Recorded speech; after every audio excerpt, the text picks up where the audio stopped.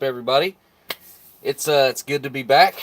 It's 2 weeks away this time, and you know what? This just looks like fun, right?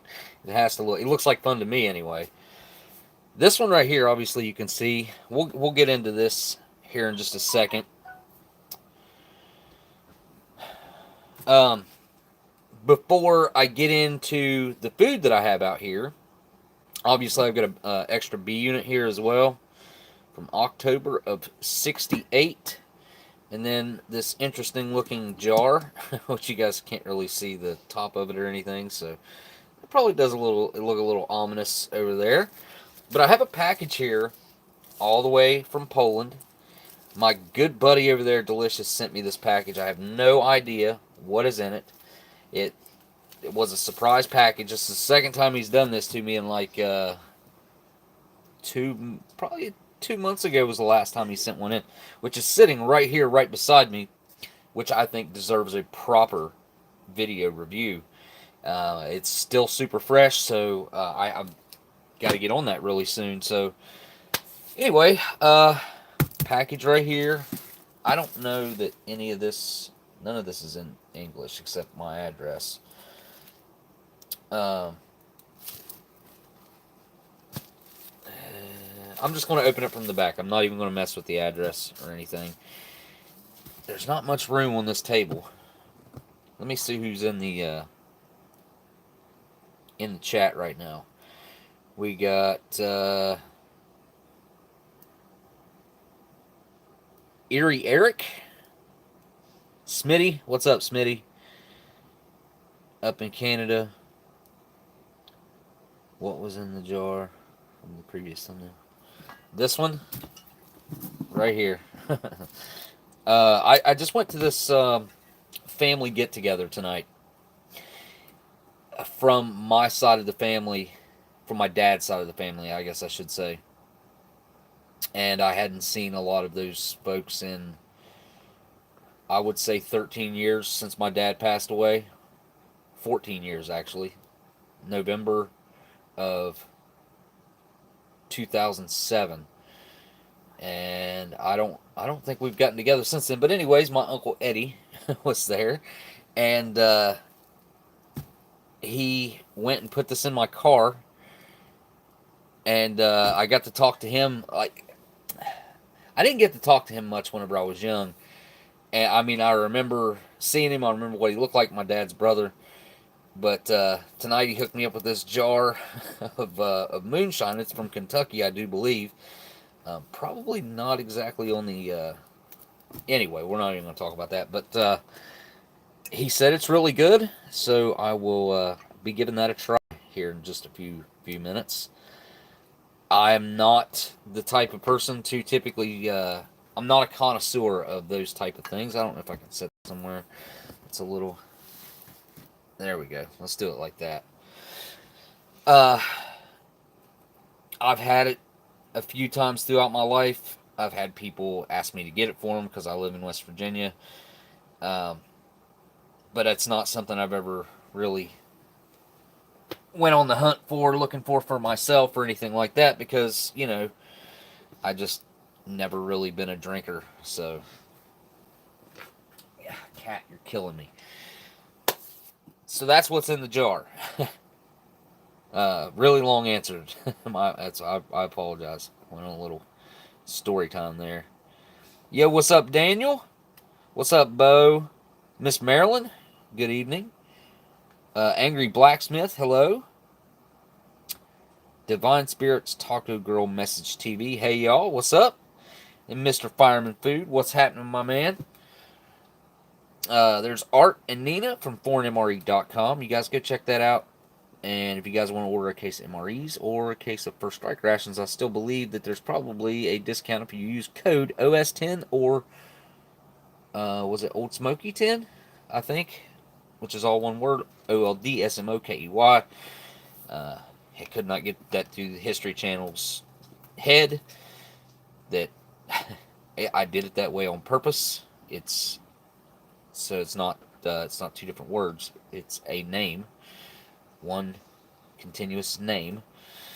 Anyway, let's keep going here because I do see a super chat that popped up, but I haven't seen it yet because I scrolled all the way up to the top of the messages. All right, come here, Brownie. Brownie, I do believe, wants to say hello. Hang on here. Say hi. Hi. Oh, yeah. Let go of me. I'm going to get hair on me. All right, let's see. What's up, Howard? Brownie, stop. She's digging into my arm. Mr. Gusto said, I made it this time. It's been a while. It has been a little while since Gusto's made it. You guys go check out RC Gusto's channel. He hasn't been able to post for a while because he's been super busy. But he's also a frontline worker, like big time. So all those videos over there should be racking up views on him because every single penny of his channel goes to St. Jude's Children's Hospital.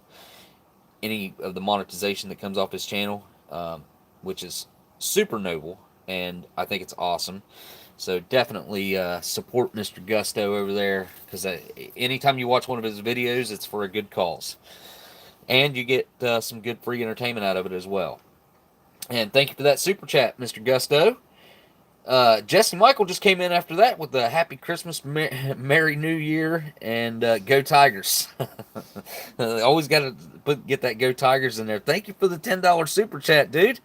I've got to ask where you're at in the country right now. I'm scrolling way down so I can, which I'm not gonna say anything about what you told me earlier because that's personal, like in the text. But congratulations on that, and wow. I mean, that is impressive. Really, it really, very impressive. 29th, some had tea, some had cider. Oh, you're back in. Okay, so you're back home then. I wondered if you was still maybe out west or something like that. Where was that? Utah? It was Utah or something like that, I think, right? I can't remember where that place is at. Okay, I'm going to go ahead and dig right into the package that Delicious sent. Let's find out what... I don't know how to really open this. He does a great job at the packaging every single time, too. It's like every time it comes wrapped in this black plastic, which I think is a shipping plastic that they get, or he gets, over there in Poland. It's not something I've ever actually seen for sale here in the United States, which I'm sure it is. But maybe I can cut through, get in there, and just remove the box from the plastic. Maybe.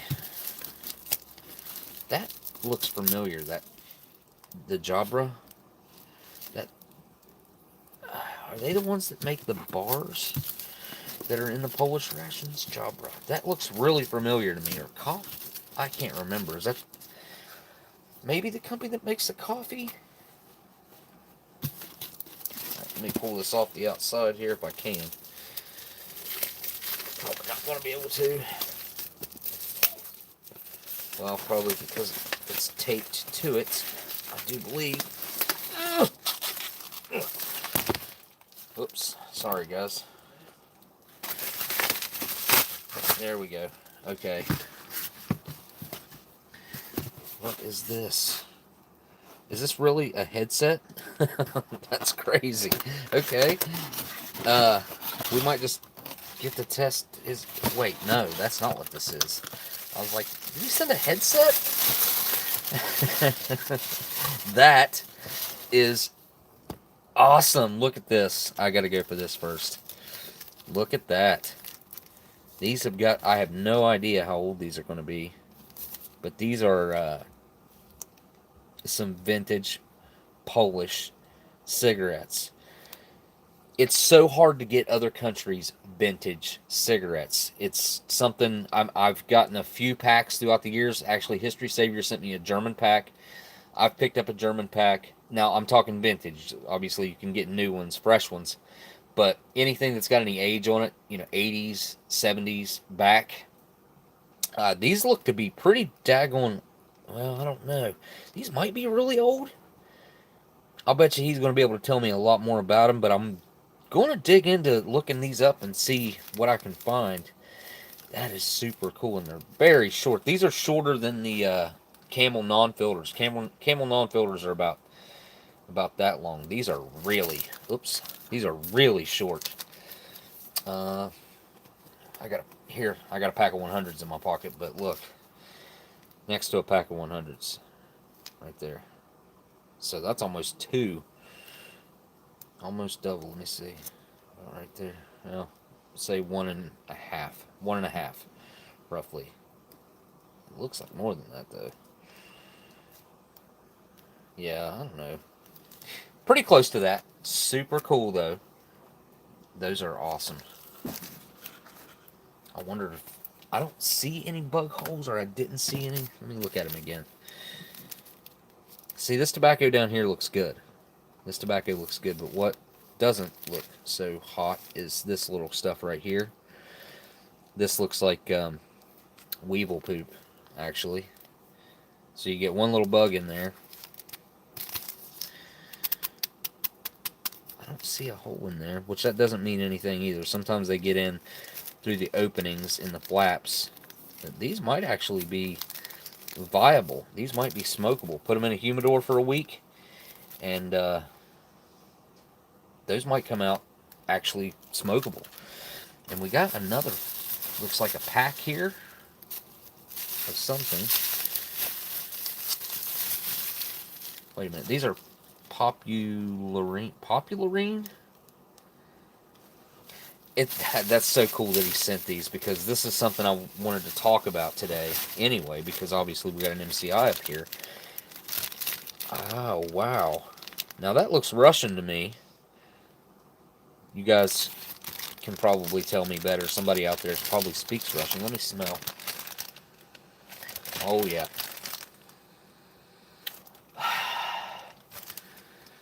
That's got a nice vintage smell to it. It's not real strong. It's pretty light. But this looks like, is this 2 packs? That is 2 packs, and these appear to be Russian. These are really nice. Are they different?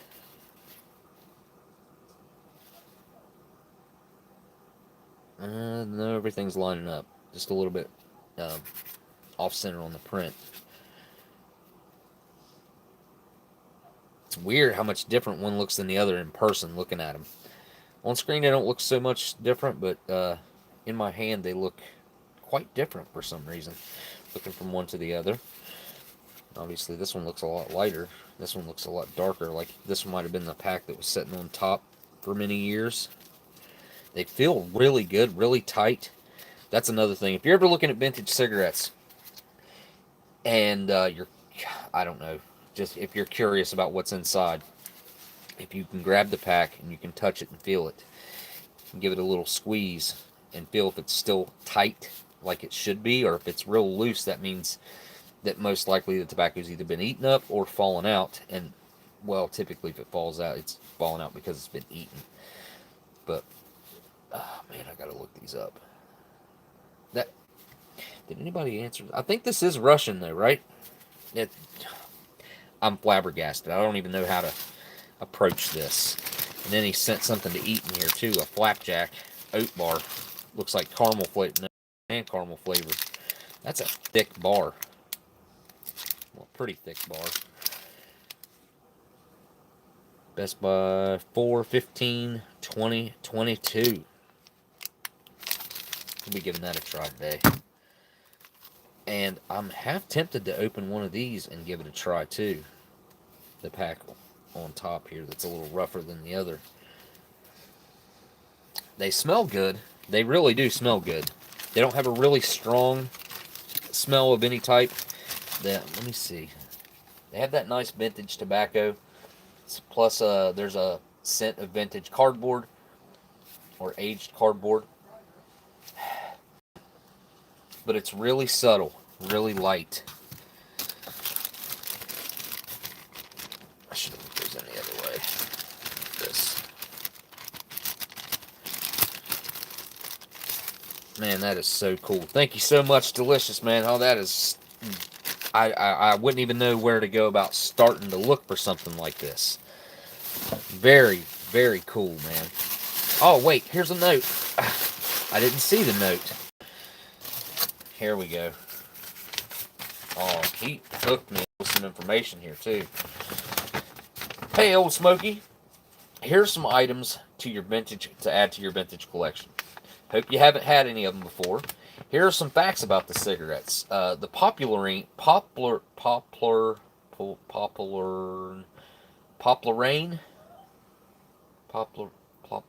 think I'd say a Poplarine, means popular. It's a classic from Poland, he says. That's this one. Let me get the box out of the way so we can just get a nice fresh look at them here. So this translates into popular. Produced in the 1980s, it was the cheapest possible, and thus made it popular, and also the worst quality, as you can imagine. Another brand was called Extra Strong. Something, what could make you faint? Oh, he said those ones are ones that could make you faint if you were not accustomed to smoking such strong cigarettes. This very pack was produced in 1982, the darkest time in the 1980s in Poland, he says, during when they had martial law enacted. Interesting. You couldn't just buy cigarettes at that time. Wow, that makes these really special. Let me continue to read here. You could not just go out and buy cigarettes at that time. He says that they were rationed. He said you could buy 12 packs a month. So you could use your coupon. You had a tobacco coupon that you could use. And I'll show you guys an example of that here in just a second. And it's the square. This square right here. And that looks to be probably for 6 packs, I'm going to assume. And then right here is the other one. So you had 2 ration stamps for 6 packs each. And of course, you could maybe get them on the black market as a, anytime there's rationing like that, you're going to have a black market with really high inflated prices on things like that. But that makes the story to these really interesting and really special. The red boxes are Prima, produced in the USSR, which, wow, that's cool. To be exact, they were produced in the Belarus Republic, a city of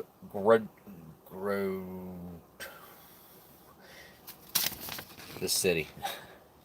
I don't know how to pronounce that. It seems that they were produced at the end of the 1980s, still when it was the USSR. Despite the name, they are described as Class 5, which rather means low quality. Probably without a filter. And he says, stay safe, Piotr, or Peter, which is what his name translates to. That is a very awesome write-up. Delicious really hooked it up with that information right there. That is such a cool story. And wow, that makes those so cool in my eyes. I don't know how anybody else thinks about it, but that really made those cool. Because you couldn't just go out and buy them. I mean, well, you could get 12 packs a month. And to have saved a pack through there, that makes it even more odd, right? Very cool. And these ones, he said these are probably from the late 80s and produced in Belarus, USSR. Wow. Wow. Again, something that doesn't even exist anymore makes that very special and very cool. He really hooked it up. Delicious did. What was the next thing I was going to do? I got us again. Huge thanks to him, you guys. He's done a lot of times. He gets rations that we can't get our hands on, and when we do get our hands on some like the new stuff, new foreign stuff, he's the one that got it and sent it over here. And you'll see a review pop up on YouTube of something that he got, but he typically will have a review of something up 2 or 3 months beforehand. So if you guys would go over there and subscribe to his channel and you follow him, he'll have reviews pop up sometimes that that you can't see anywhere else. I think I'm going to go straight for Uncle Eddie's apple pie to start off with, and then, honey, you're killing me, Brownie, honey. You're gonna have to go on. My cat is driving me crazy. But yeah, I think I'm gonna go straight for Uncle Eddie's apple pie here. I mentioned I'm not a huge drinker or anything, so okay. There's a little seal there. Whoo! That'll put hair on your chest. That smells. Oh wow, that'll burn your nose hairs out. That. Oh wow. I don't even know how I'm going to get it. See, if I try to pour it out of this, it's gonna run down the side. You guys know, if you've ever tried to pour anything out like this, typically it doesn't just pour out because there's no spout. It's round, and it's also fat. The glass is quite thick.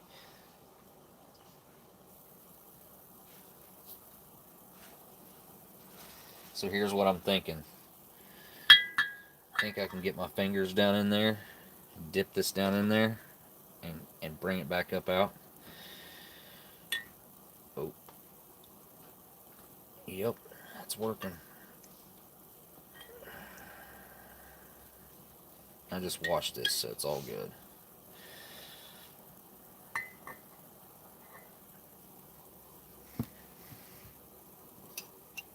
Use this for a coaster for a second.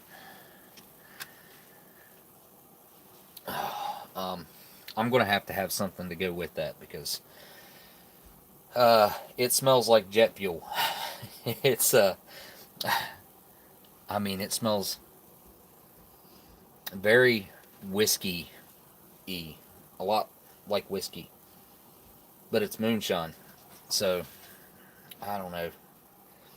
He said he had some clear stuff too, but he's good at flavoring it now. He used to make it.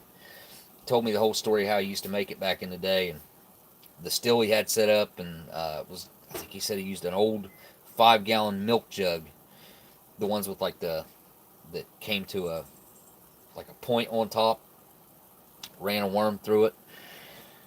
All right, I gotta go get some sort of soda or something to chase that down with.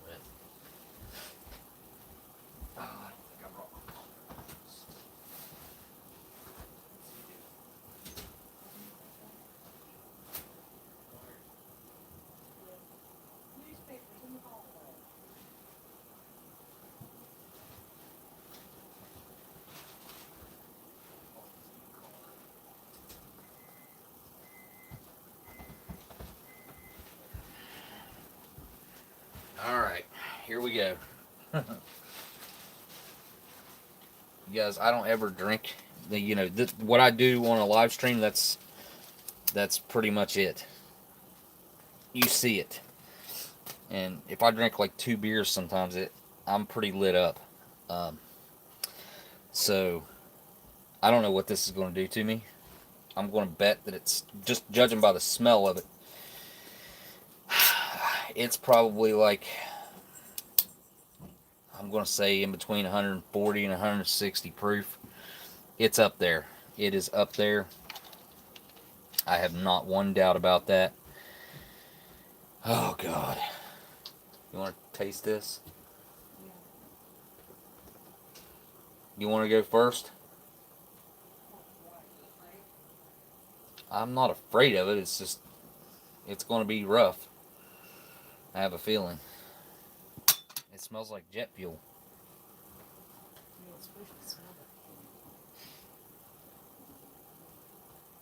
Oh. It's supposed to be apple pie. So, I mean, actually, the more I smell it, the more cinnamon I can smell in it. And I think he probably did add some sort of sweetener to it. Honey or something like that. Or Maybe mixed it with straight apple juice, maybe, to get this color. I'm not sure. I'm just going to have to give it to you out of here then.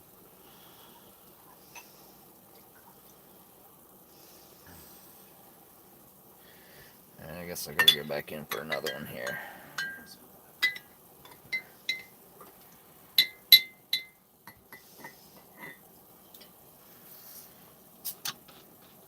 Alright. It does seem to dissolve off my finger pretty quick. And it does smell a whole lot more like cinnamon now. Smell like apple flavored unconsciously. Yeah. Yeah, he was telling me some stories about some guys that he had brought some to whenever they were hunting at like a hunting, like they had like a little hunting blind set up or something, and they would drink like regular alcohol and be okay, but he brought one of these one time and it got out of hand pretty quick. So it's definitely got a yeah, I don't do very well with this type of stuff. Oh, I missed the super chat, sorry. Scroll back up here. Alright, Eeyore says, hope y'all have been good. No burn. He said it was good. Sorry for my almost a year absence. Y'all rock and Smokey rules. Well, thanks. All right, Eeyore, man. I appreciate that, Seth. I'm glad to see you back here, buddy. And it's always good. It's always good when we're seeing somebody coming back, man. It's always good. I stay in contact with Mr. Eeyore. So, all right. It's way better than that vodka. Yeah, that Russian vodka that I bought last live stream. It's not gonna get drank. it's bad. All right, here we go.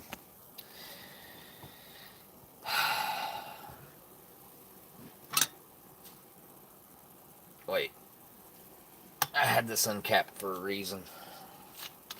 I don't do that well with stuff like this. So you can call me names or whatever. Call me a wuss. It's okay. I've come to terms with it a long time ago. I'm quite all right not being the man when it comes to this type of stuff. We had a guy from West Virginia at Bragg. He brought a bottle of apple wine back. That's probably similar to what this is. Was it actually wine though, or was it probably moonshine with apple flavoring added like this? There's no way I'm going to be able to drink all this. I shouldn't have got a whole shot out of there. I should probably start with like a half. Okay, something that I can swallow in one swallow, because if not, I'll probably be wearing it. Whew. All right, well, cheers, folks. Down the hatch.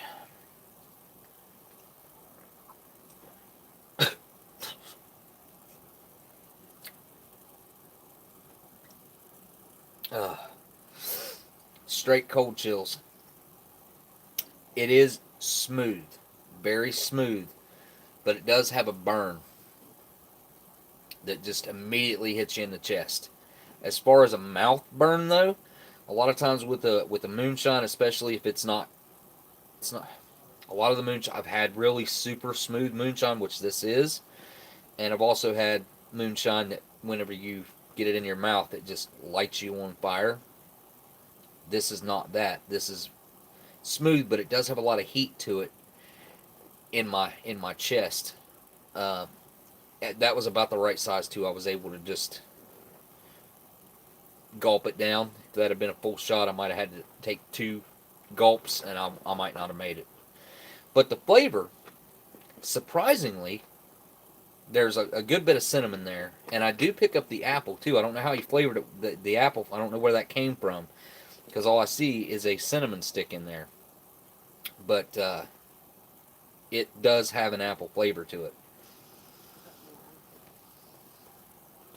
So I'll do the other half now that I had to dump back.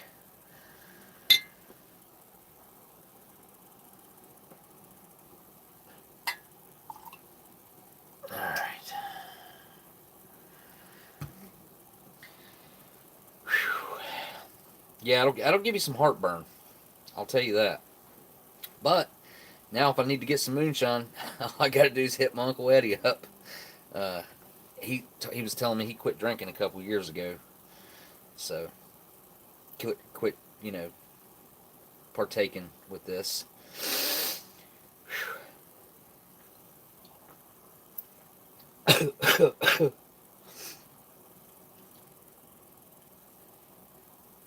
Oh, it straight up gives me cold chills. Whew.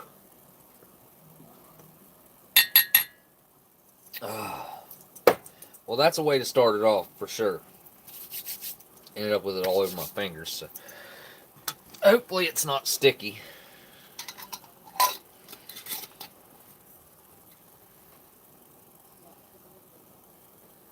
I mean, it put a little dent in it. Two little shots out of it. See, this is a whole quart, right? Quart mason jar. All right. Well, we'll see how that works. That should go to work quite quickly. I think I missed a super chat again. Hey, it's Blindside. Howdy, y'all. Hope all's well. Busy bottoms up. Oh, wait. Busy bottoms up. Laugh out loud. Been here sooner, but finished smoking a chub of bologna for the cause. For the cause. Wait, you smoked bologna? I don't know that I've ever had, well, I mean, fried bologna. I don't know that I've ever had smoked bologna, though.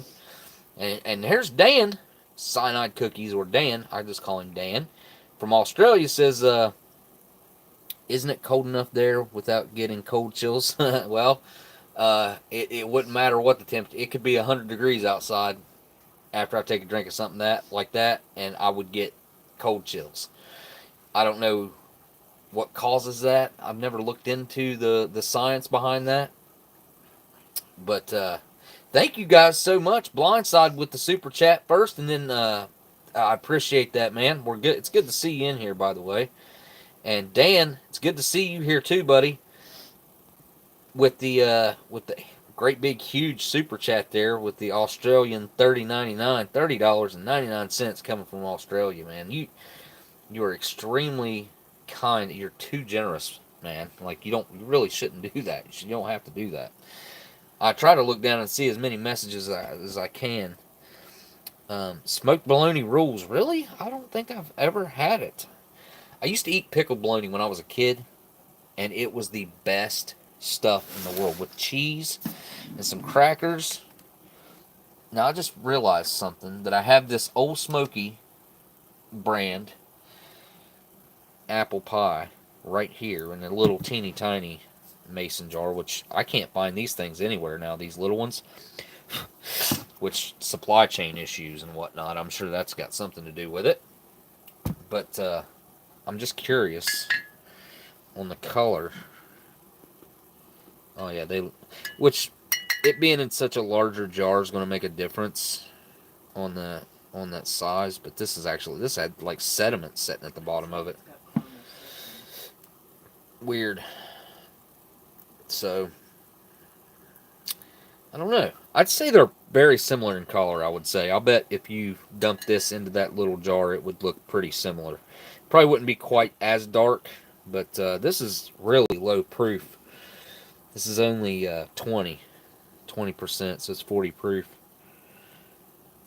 Whereas this other stuff I have up here, White Lightning or whatever it's called, Blue Flame is what it's called. This other stuff I got, it's like really high.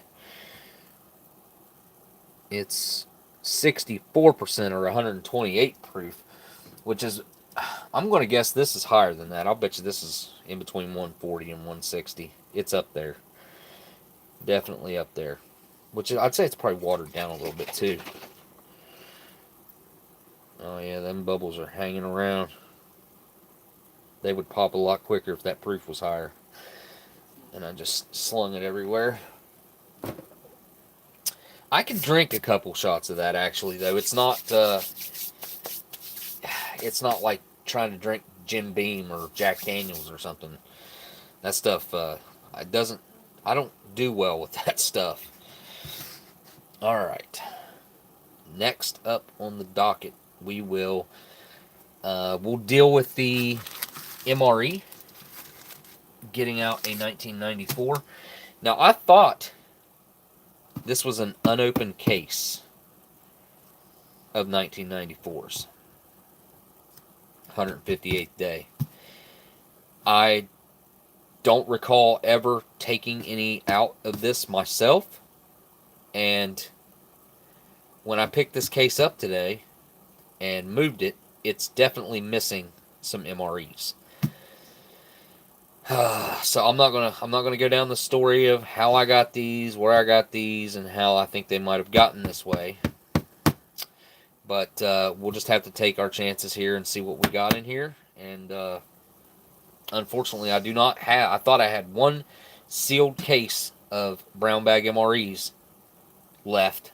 That was it, and now I don't have that. So let me move the MCI here. And the MCI can. And let's see what's left in this case. I'm curious myself to see what's left.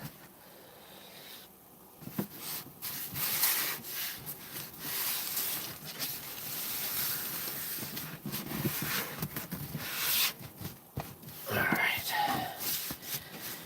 Straps off. And this one's really tight on there.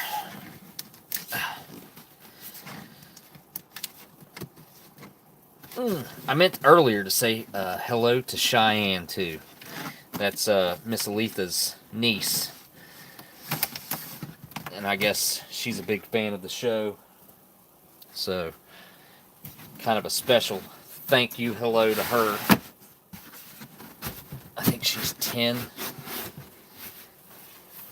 Alright. 158th day, I think, is when these were boxed up. Yep. And their inspection date was June of 97. So this isn't the last year of the brown bag, but it's the next to the last year of the brown bag. Alright. Well, that's good. That's a good sign. First one I see is one that I was really hoping would still be in here. And it is. So, there we go. Corned beef hash is still here. That's not the one I'm going to be eating tonight, because that's the last corned beef hash that I have left. Period. We've got chicken and rice. One of my classic favorites.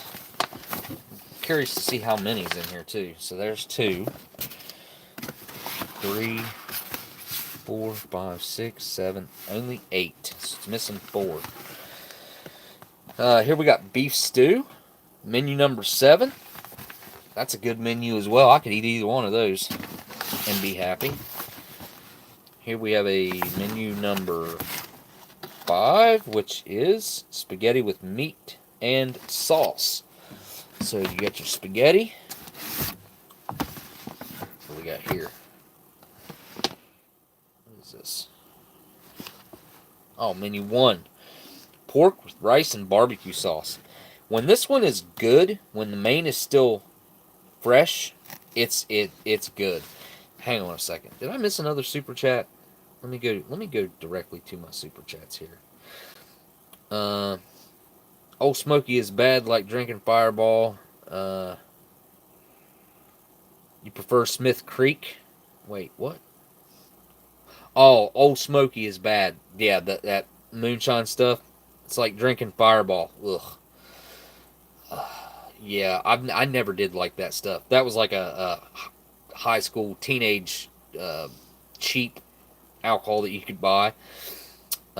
Smith Creek, I've never had that before. I'll have to look into that and see what that's like. I appreciate that super chat, Blindside. Smith Creek. Yeah, I'll have to remember that. Alright.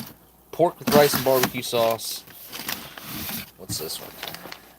Frankfurters. I feel the little, what are they? Potato sticks. What we got here? Menu number 9. This is pork chow mein. This is a good menu too. Now, hang on a second. Pork chow mein wasn't in 1994. See, this... Yeah, I mean, I could tell you guys a story about where these came from. And when I bought them off the dude that night, and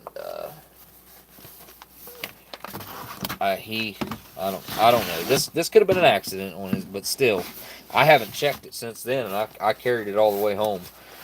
And we also have the omelet with ham. I could be wrong. This might have been the first year for the pork chow mein. Could have been 93. Might have been the first year for the pork chow mein, but I know for sure it was in 95. I thought that's the year it started. So, I actually like this menu, pork chow mein. It's a pretty unique menu. It's not one that was around for a long time. Probably just a couple years, actually.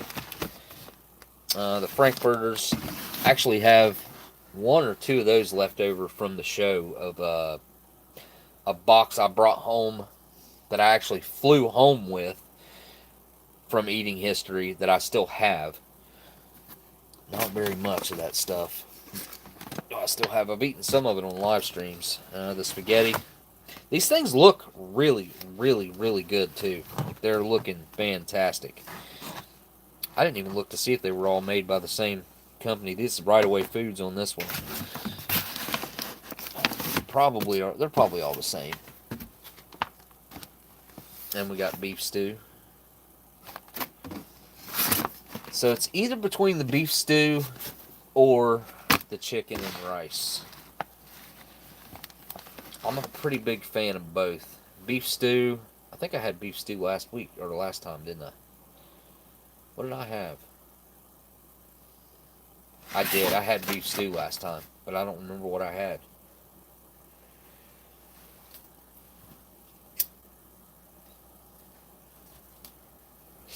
What the heck did I have?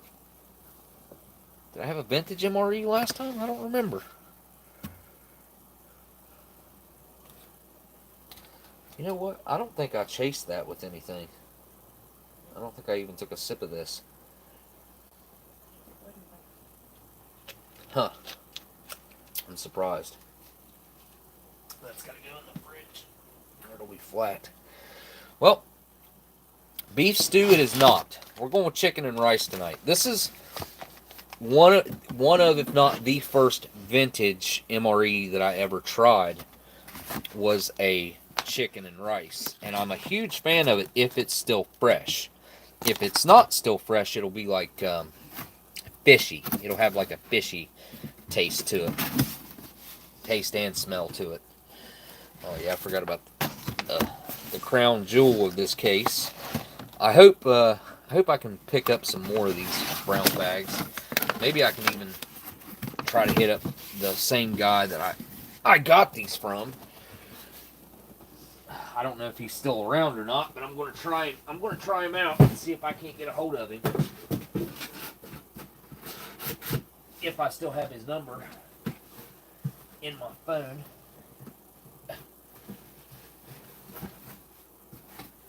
There we go. Alright.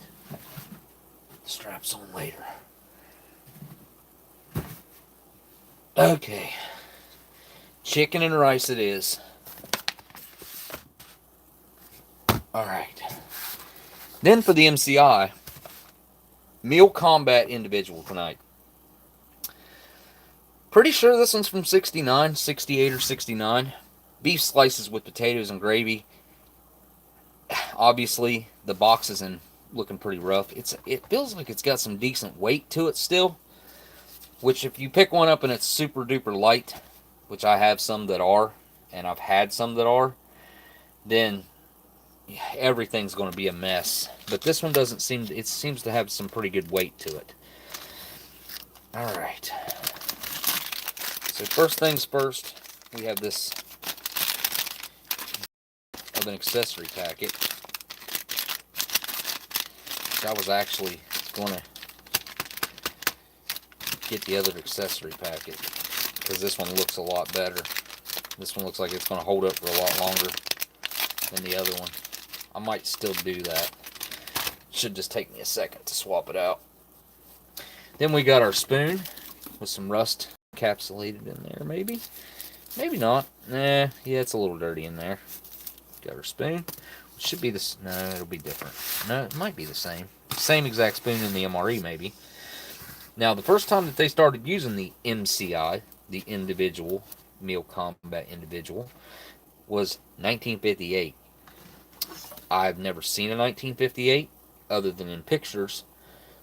And, okay, here we have, looks like 11 of 68. I thought it was a 69. Or is that a 9? No, it's definitely an 8. Pretty weird, though. So, almost 1969. B2 unit, which, if that's got what I think it's got in it, if that has cheese spread in it, that feels perfect. Feels really, really good. What else is in here? Ooh. Ooh, what the heck? Okay, so there's like someone at some point put some like aluminum foil down in there underneath the cans to keep it from leaking out. That's kind of cool. 108. I have no clue what that's printed on there for. It's definitely dusty and nasty and dirty. That's some peeled paint right there. So we got a fruitcake. Very, very dense, very heavy. Made by Morton House Kitchens Incorporated. Nebraska City, Nebraska. Would have been packed in 1968. The reason I got this one out was just in case this one's no good, because I'm pretty sure this is one of my last B units like this that should still be good. Other than I've got a few 1963 or 64, might be 1964 MCIs left that that should have good B units left in them. Okay, I'll be right back, guys.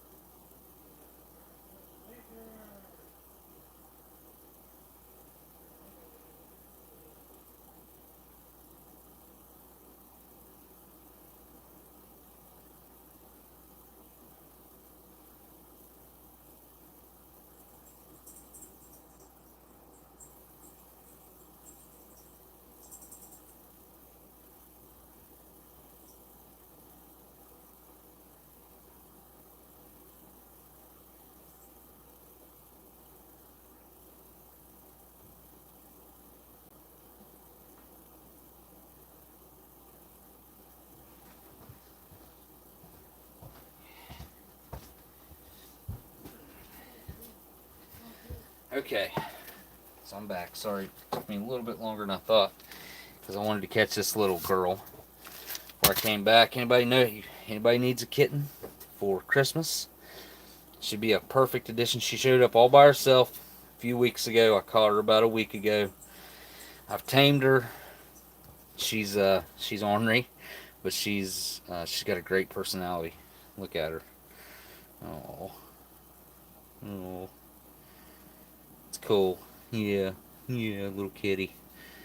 You don't get a name from me. You gotta go to a new home. She really likes to purr. She's still getting used to human touch.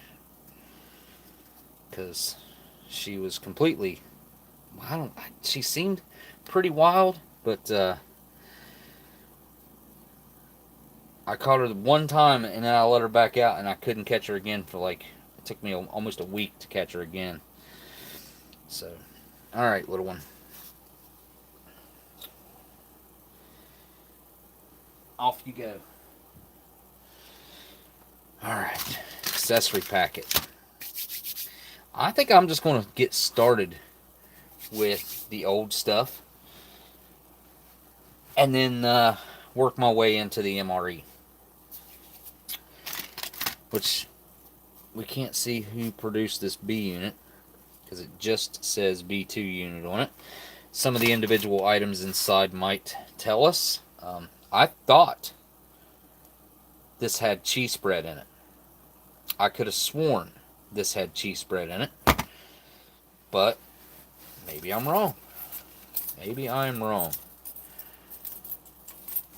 Let's see what I pull out here. Oh, cool. I ain't used this one in a while, I don't think. My 1955, 57? 57? Huh. 1957 GG Green.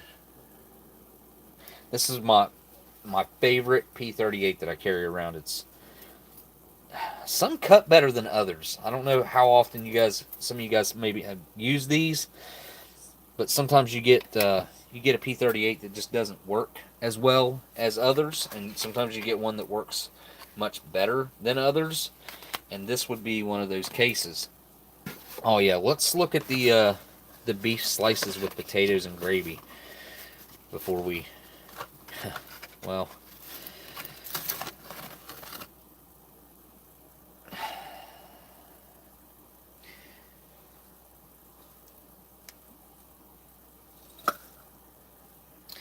nothing to see there. Can't read anything up there. Yeah, this is just honestly, that just needs to be thrown away. There's no salvage in that can.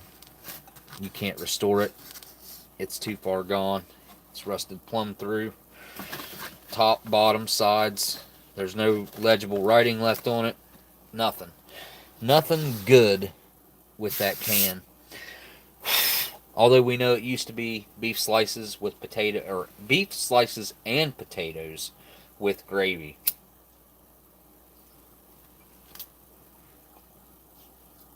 We're going to start off with this B2 unit. That spoon. Hopefully I don't need it. It's pretty nasty. Alright.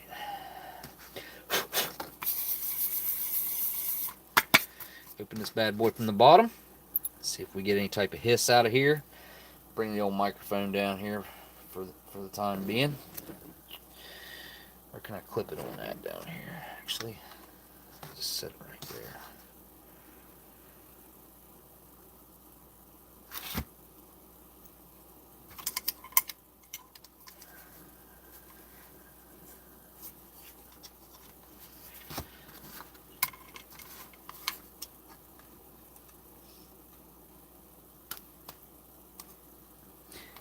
Absolutely no hiss. So that tells me this does not have cheese spread in it. There's no freaking way this has cheese spread in it, because if it did, there would have at least been a hiss there. At least. And we didn't have that. So yeah, and I see the corrugated paper in there too. I don't think the corrugated paper is in, it might be in the cans that have cheese spread. Unless this thing is just immaculate on the inside and the cheese spread is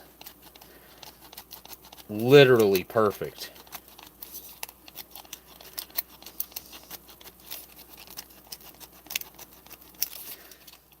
It's been a while since I've opened a B unit.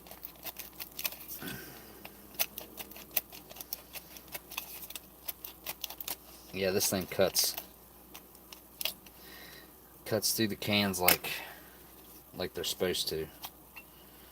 I cut that too far. I'll be damned. This might be a miracle of science. You gotta be kidding me. Tell me this is cheese. Holy crap. Look at that. Huh. I'm freaking lost. I had no hope of there actually being a cheese spread in there. I was fully in belief that this would have had like a cocoa beverage powder or something. But no. Let me wipe the top off a little bit. Um, this might be the first edible MCI cheese spread that I've ever seen. Ever. Oh man. I almost don't even want to open this on a live stream. This should be on like actual video. I don't know that I've never seen anybody get a good cheese spread before. Cheddar cheese spread type 1. Plain flavor. Ingredients are cheddar cheese, butter, water. What's that say? It's like there was like a water line on it. You see that water line on it? Like almost like it whenever they sealed it or steamed it or washed it before it went in the can or something. It had like a water line on it.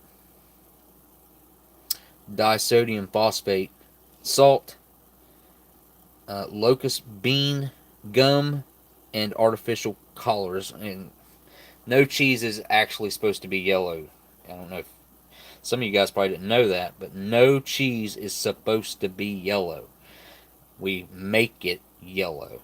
It's kind of weird. I don't know why we do that.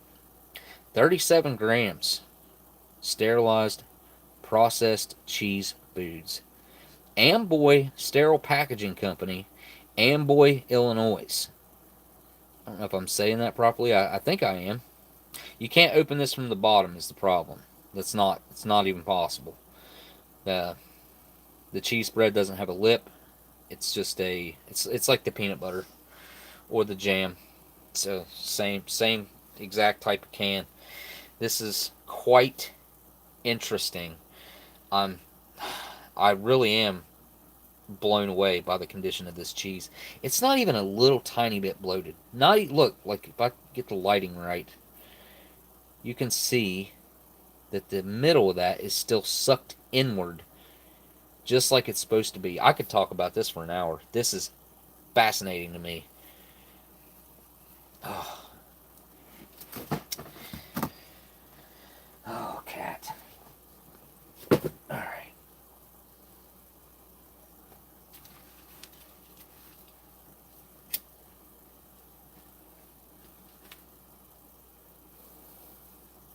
Simple enough. If I save the cheese, I will open this other B unit. I do think that I should save this cheese and film this. Eating the oldest cheese ever. This is the oldest wet cheese. Now, you can eat dried cheese that's super old, but this is different. This is just like, oh, it came back. Cool. I thought the internet was going to cut out. Well, before I go any further, I'm going to dump the crackers out here. I'm going to get should I get the tray out? I don't know where my mess kit's at. Yeah, it's right here. What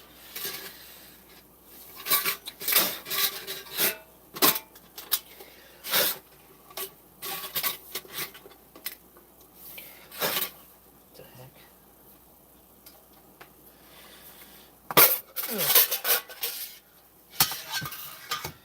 There we go. I don't need the other half of it. Alright. Gonna have 4 crackers in there. Look at that.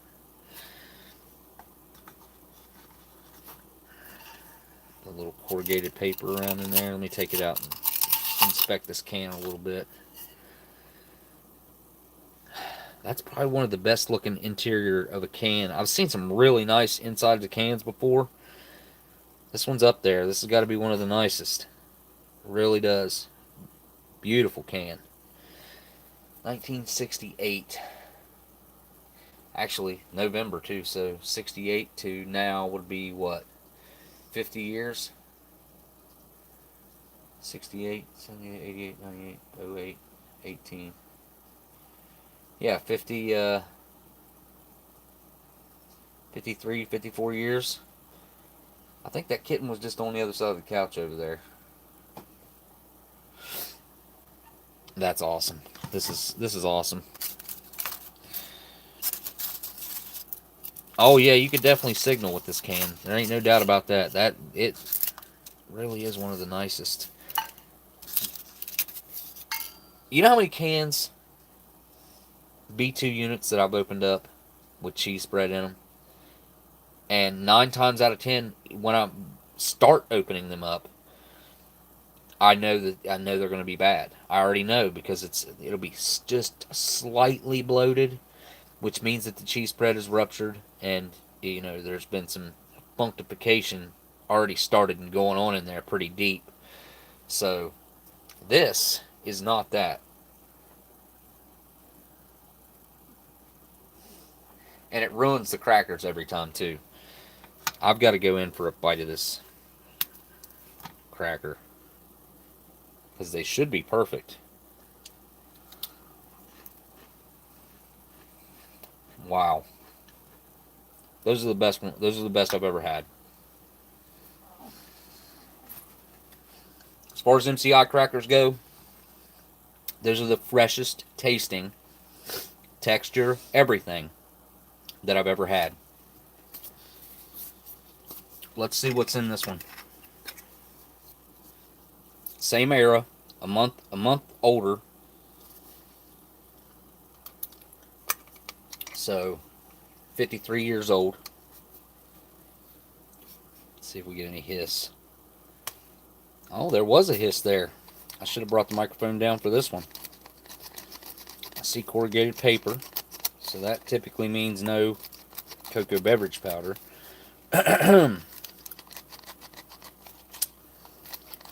It's definitely not going to have a spread in it, I don't think. I'd be surprised to see a peanut butter in here. Be nice.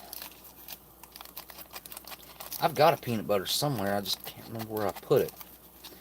I think I got one in my stuff over here, because I would really like to have some peanut butter to go with those amazingly perfect crackers. It's got my mouth watering. Big time.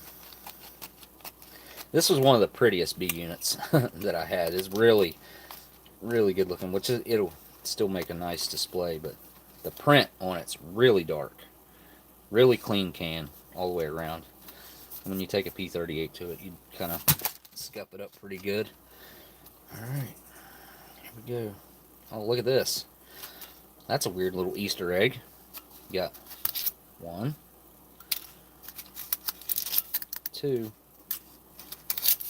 and 3. 3 little pieces of the corrugated paper. We got our crackers right here. 4 of them. Yeah, 4 of them. And these look way different. Look at this. Look at the difference. Look at the difference a month would make. These ones were not toasted anywhere near as much as these ones. And I can already tell you just the way they feel. These are heavier. They've got a little bit of a waxy feel to them, a little bit. These are more dense. They feel harder. What else is in here? Some more corrugated paper. We got our ring, and then we got another one of these little flat tops, and we have, oh wow, it smells really good though. What is this?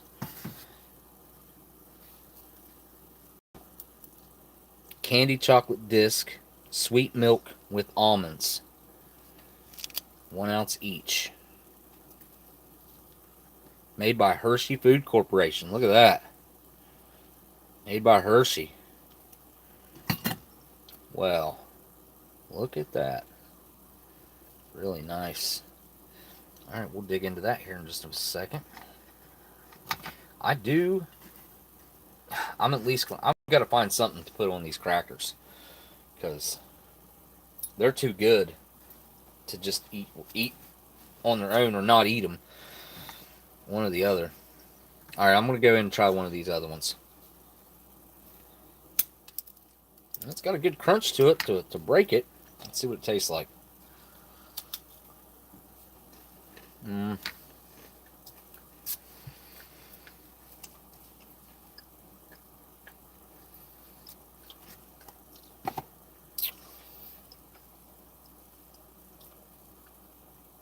It's definitely picked up a lot of the properties from the chocolate. I pick up a very faint, it's not very strong. I've had them really strong before, but this one is not. Excuse me. A very faint flavor of the chocolate that's kind of bled over into the crackers. But what's weird here is these have a little bit of like a sourdough type of taste to them. Definitely a sourness to them. They have a nice crunch, but they also have this dry your mouth out property that these don't have. These are amazing. Mm.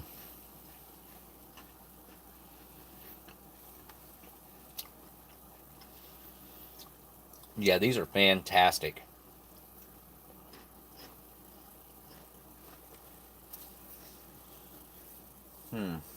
Let me look right here real quick.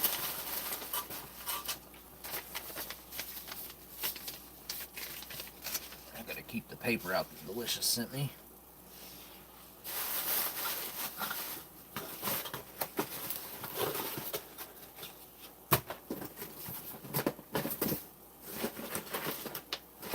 Not in there.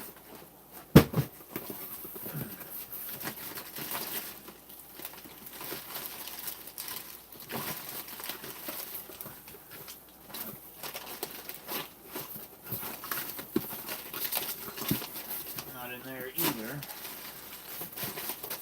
Huh. Where did I have those at?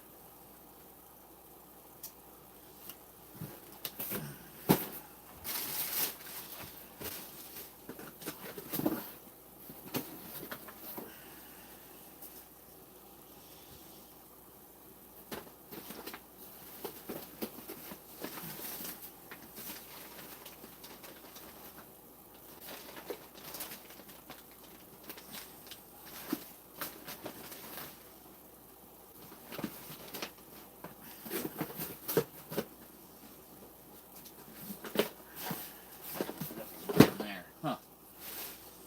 I thought for sure I had a peanut butter and a jelly right here, but I guess I don't. Oh, here's a good example.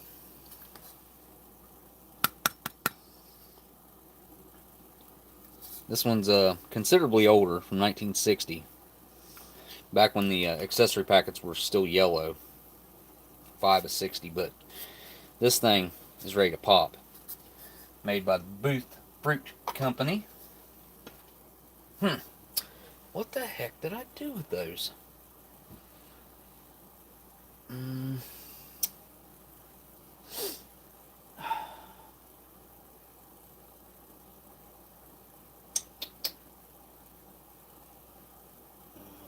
might have put them in this box right here.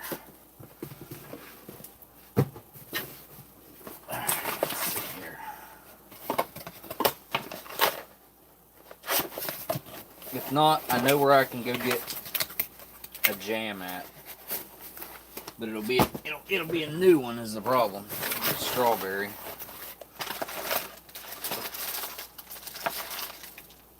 Aha. Bingo. Jackpot. Just found.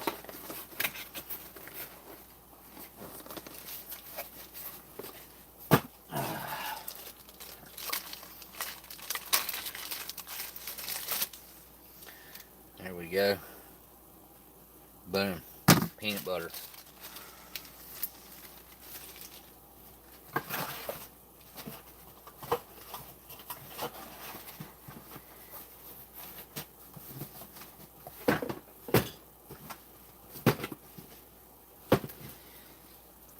I just have a feeling that this is going to be overly enjoyable. Before I even open this up, let's go ahead and get the accessory packet open. Get coffee made. Let's see what cigarettes we got.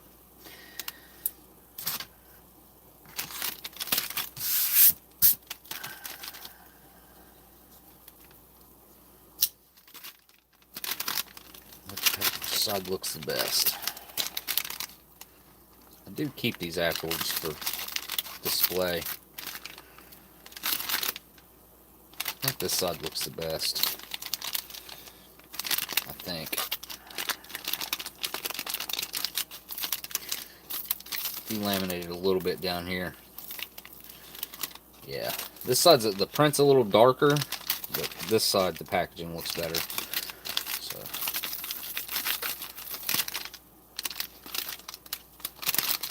cut it right here. And I just accidentally poked that hole all the way through to the other side, like a goober.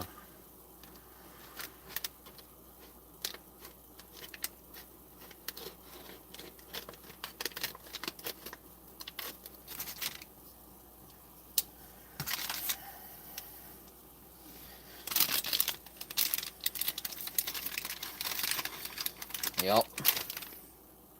Gave it away already. Boom. Wow, these look really good though.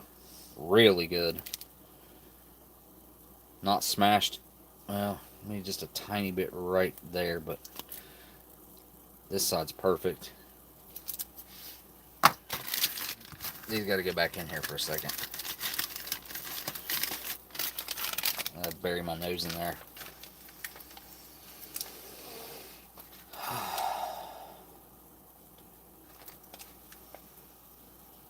You know, like when you walk into a really clean hotel and like their cleaner has like a little bit of a minty scent to it. It just smells really clean. That's what this smells like. It smells really clean. Obviously I pick up a little bit of the vintage tobacco scent in there. The phosphorus from the matches, the mint from the gum, the cardboard or paper. It's anyway, that's a daggone good looking pack of Marlboros right there. I'm usually not all that excited to get Marlboros, but that's a good looking pack right there. And we have our matches that are made by D.D. Bean and Sons. No. Although these are print on front, not on back. The ones now are printed on the back. Nope, I'm wrong. They're printed on the front. Really? Wait, hang on a second. Okay, so it is printed on the front. Stripe on the front. And these are stripe on back. The new ones. Printed on the front, strike on back. They changed that sometime in the 70s because of the risk of lighting the rest of the matches. It's a good looking piece of butt ration right there. Or napkin or paper towel, whatever you want to use it as. It's good looking though. It's weird that I think toilet paper can like look cool, but I think this toilet paper looks cool. Oh, come on, coffee, be good. Be good for me. Here's the creamer. It is not good. The cream is no good. It's hard. But here is the coffee. Manufactured by Tenco, a division of the Coca-Cola Company, Linden, New Jersey. This is absolutely perfect. That's great. I can smell the matches like a freshly lit match. Here's our Lead Pack Incorporated. Made by Lead Pack Incorporated, Lebanon, Pennsylvania.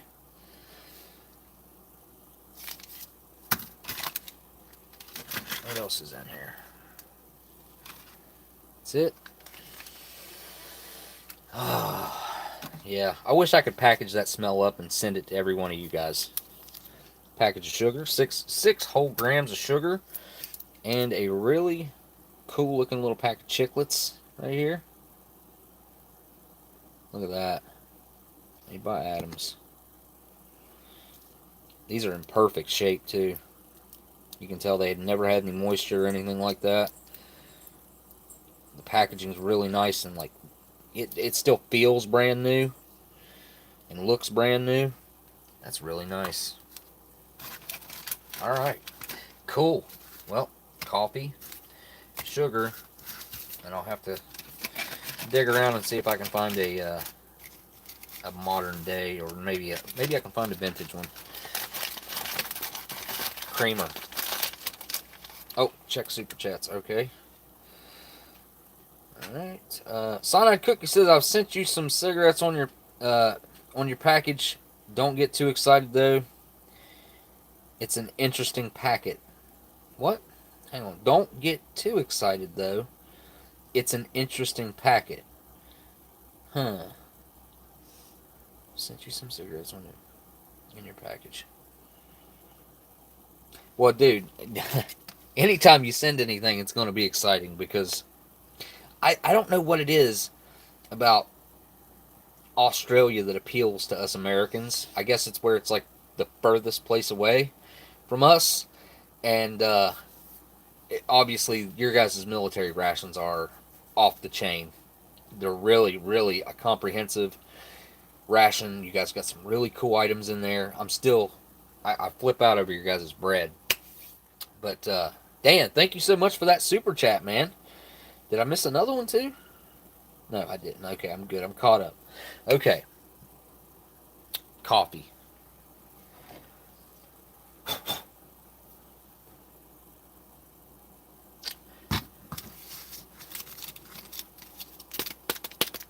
don't know if I got a creamer sitting around here somewhere or not. I'm pretty sure I probably do. And I know this might sound silly, but I'm going to save this packaging too. The Coca-Cola Company coffees, I think, are super cool. So I'm going to attempt to only cut through the back. I think I accomplished that.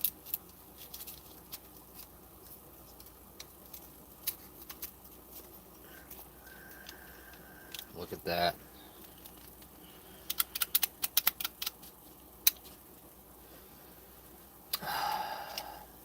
You know, that almost has like a little bit of a cola scent to it while it's still dry. It changes the smell as soon as you add water to it to a whole different scent.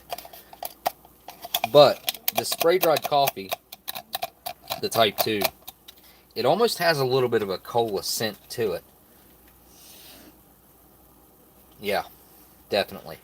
Especially for some reason when it mixes with that mint gum, I don't know, something about it. So I can stick that back in here now. Nobody be none the wiser with the, I mean, you know, for a display.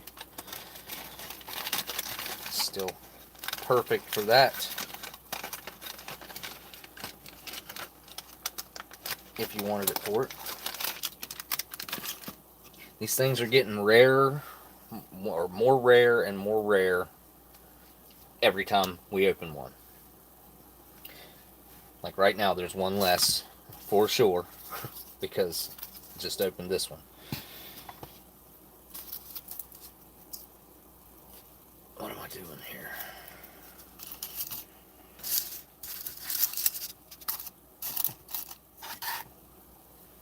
I need the sugar.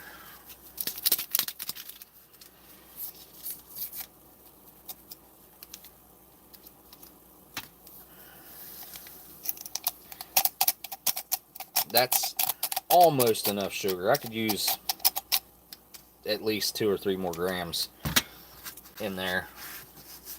Guess I should have tried to save that sugar too. Oops. My bad. I wasn't thinking. I'm sure I have another sugar that I can put in there that I excuse me, that I haven't used. All right. Get some hot water in here.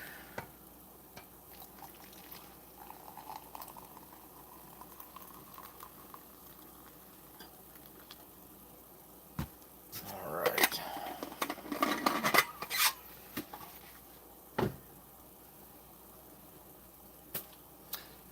Yeah, we gotta figure out something cool to do with that cheese spread instead of just eat a couple bites of it here on a live stream. You guys think of something I could do. Give me an idea of something I could do with this, because I do think it's going to be edible. I think I could. I almost have a feeling that like I can probably eat the whole thing. That's what I'm thinking anyway. Oh yeah, creamer. I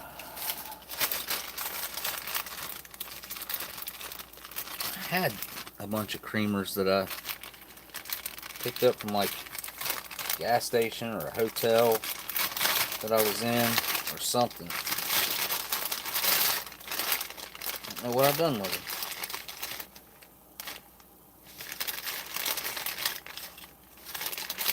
I got coffee. Do I have any creamers? Cool. Got one.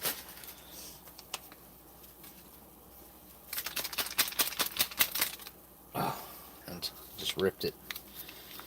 I think it's from 2015, or it might be from 2005. I don't know. Could be 05.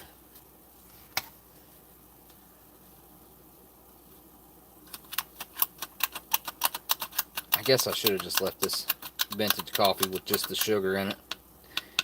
Got a little bit more of the flavor, but I like my coffee with cream and sugar, so I'm not going to complain either way. I just wasn't thinking that I needed to do that, or I wanted to do that, whatever. Alright.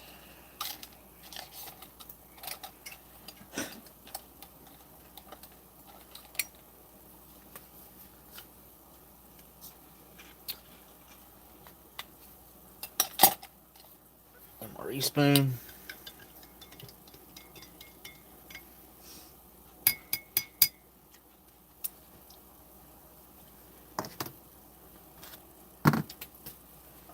Can't open it. I guess I put it away. Put it back in my pocket. Oh yeah, I'm not using that. Why I put that back in my pocket? Okay, same one.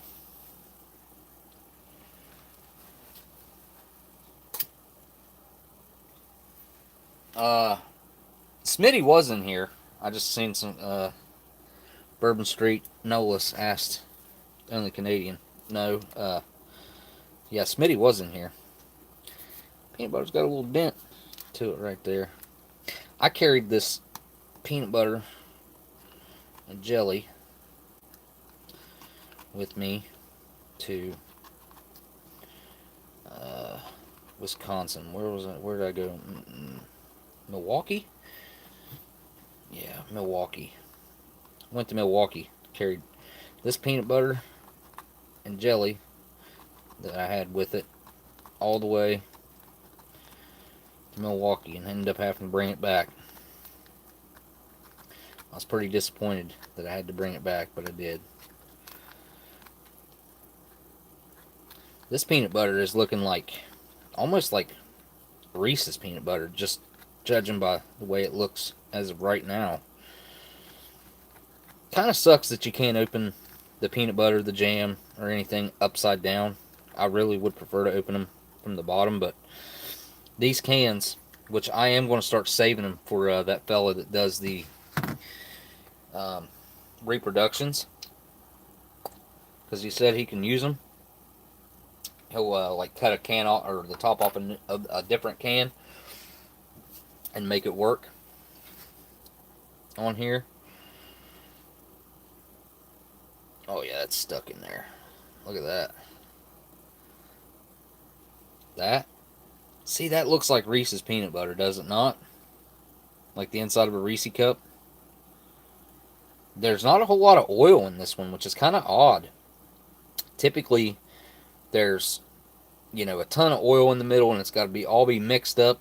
That's not what's going on here, so. Got my mess kit butter knife right here, which is perfect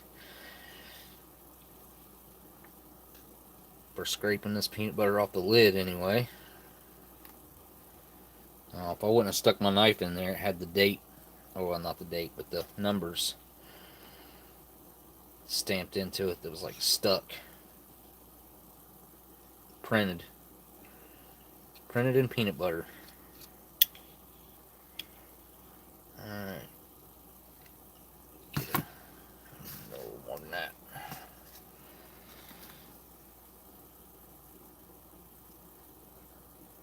Oh yeah. I don't know why. It's okay, I'm not surprised that the peanut butter is good, right? That doesn't surprise me anymore. If I still acted surprised, I would call myself cheesy. But sometimes I do get surprised at the differences from one to, because most of them, like I said, are oily, very oily. This is not that. This is like, in my opinion, perfectly mixed, perfect consistency, and I haven't even tried it yet. Maybe I should try it before I go taking a great big old bite off of it. Maybe this is weird or something. Maybe it's not like, my mouth is watering, by the way, for this peanut butter. That's a big bite of peanut butter, but here we go. Give it a try.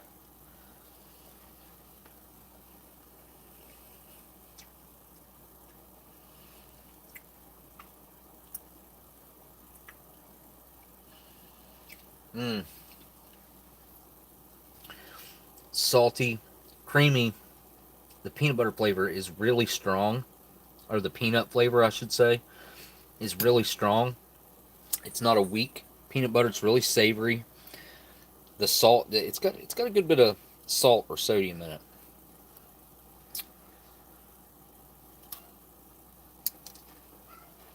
Mm.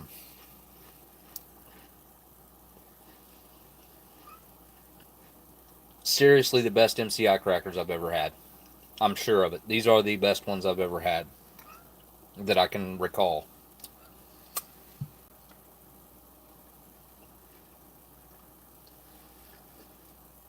They're in impeccable condition. I'll try some of the ones that came with the chocolate. Are you just gonna let her meow?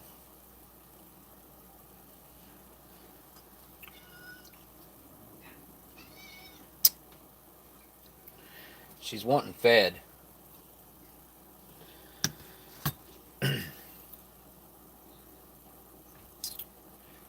Did you not hear me? Oh well. You can see a little bit of oil in there. Not much though. Like, I think I squeezed that out of there whenever I hit it with, or pressed it down with the butter knife. Let's see. Oh, that's like night and day difference.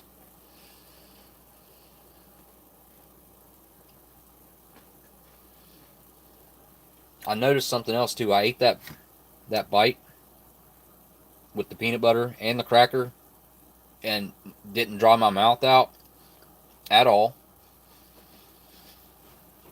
which has a lot to do with the cracker more than the peanut butter.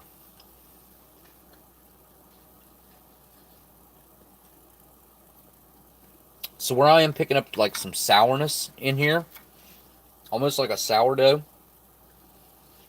and some of the chocolate flavor. The chocolate flavor and the peanut butter actually do mix pretty well, believe it or not. I mean, it's obviously not just like straight chocolate.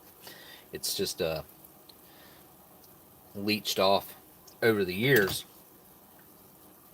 But you can actually taste the chocolate in these crackers.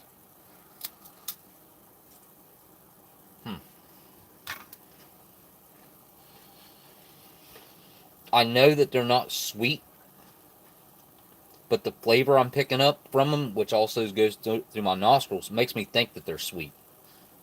Does that make sense? Whoa. Cool.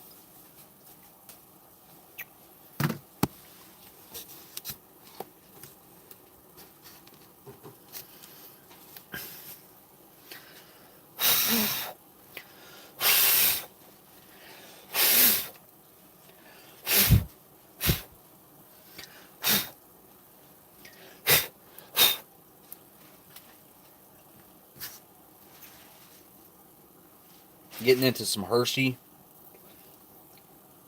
This is a candy chocolate disc sweet milk with almonds. So it's it's a sweet milk chocolate disc with almonds that's considered your candy item. Candy, comma, chocolate disc, comma, sweet milk, comma, with almonds.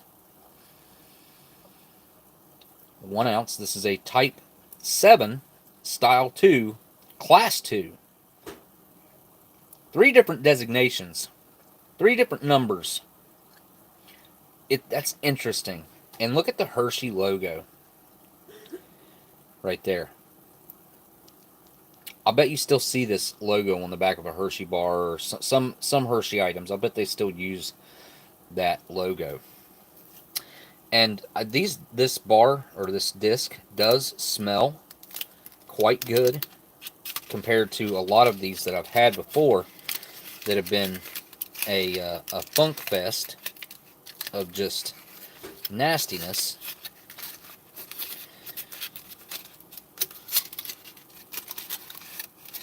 Let's just print continuously on that label. Let's take a look at it. Look at that. A little bit of bloom. Nothing major, though, really. On the back side, you can see a little bit of the almonds poking through there. You know, a little bit. I wet my finger.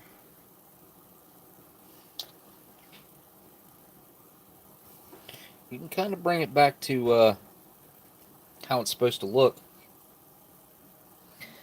Alright, I'm gonna... Ooh, it's kind of soft.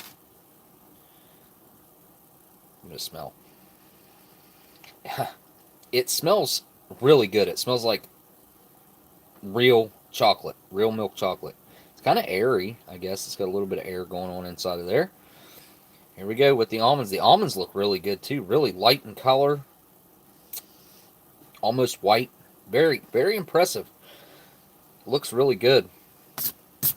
As bad as the main was in that, I didn't expect this to be any good. You know, I expected to be able to open an accessory packet, have that, maybe, you know, take a bite out of the B unit. But this is an extraordinary experience. Very fun to have ran into this. I didn't expect it. Oh, wow. That was nothing like what I thought it was going to be. Nothing like any of the other ones that I've ever bitten into. It's soft. Like real, not like completely melted, but borderline.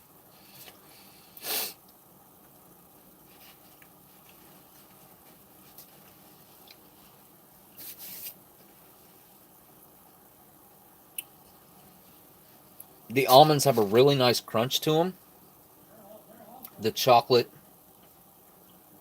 it's sweet. It is a, I would put it on the cheap side of a milk chocolate, but at the same time, it tastes right. It tastes exactly like it's supposed to. And you can even pick up a little bit of that Hershey flavor. Wow. Unbelievable. This is one of the best B units I've ever had. Both these B units turned out to be really good.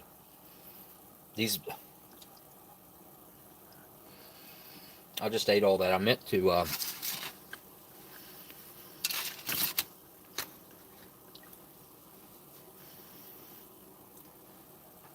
mix it together, which I got a big bite of chocolate in my mouth now, but the almonds are perfect.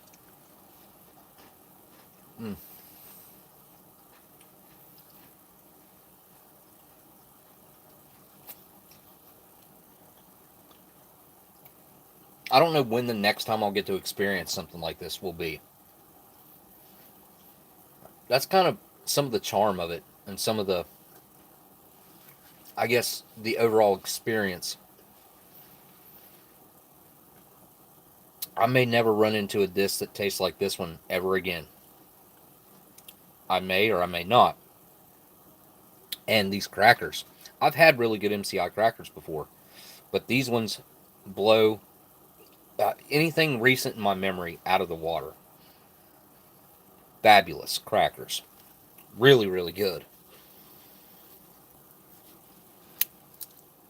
I mean, they hold together too. They got a firmness to them. Really well baked.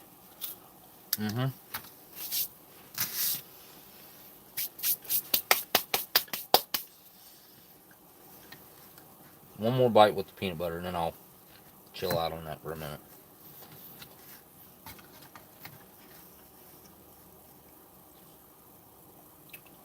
Honestly, I don't even need to open that MRE. I planned on opening it so I had something to eat, but because I didn't think I'd be able to eat all this, and I can try the flapjack oat bar also that Peter sent, or Pjort, or Delicious.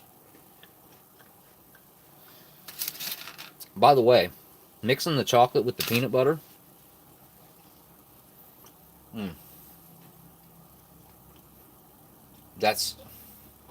it's like almost like having a Reese of some kind. Back in the day, I guarantee you those guys were mixing these.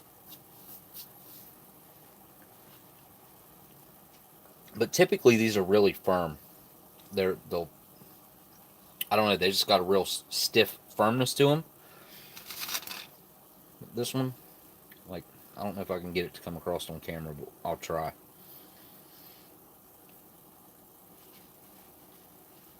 I just barely pressed on it and it breaks off. Like right now, it's just crushing. You know. It almost looks like fudge. It's quite airy. Like I said, there is a lot of air in there. If you look at it really close, you can see it's quite airy.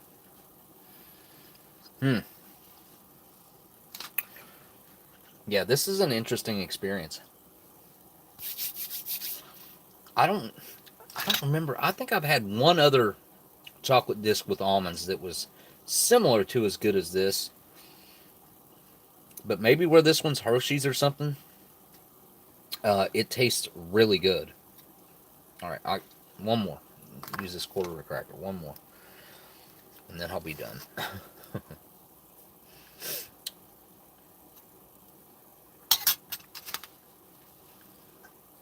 Yeah, that's a good combo.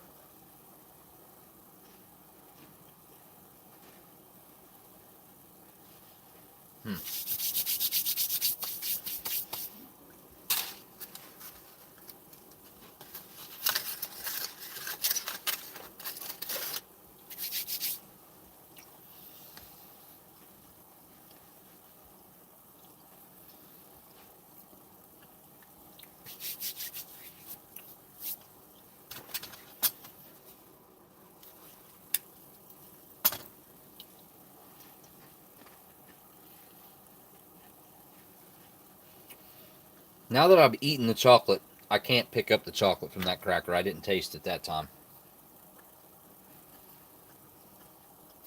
Weird. But it does have a weird sourness to it. I don't understand that, really. Because the chocolate didn't go bad. To make it sour, you know? Here we go, type 2 coffee.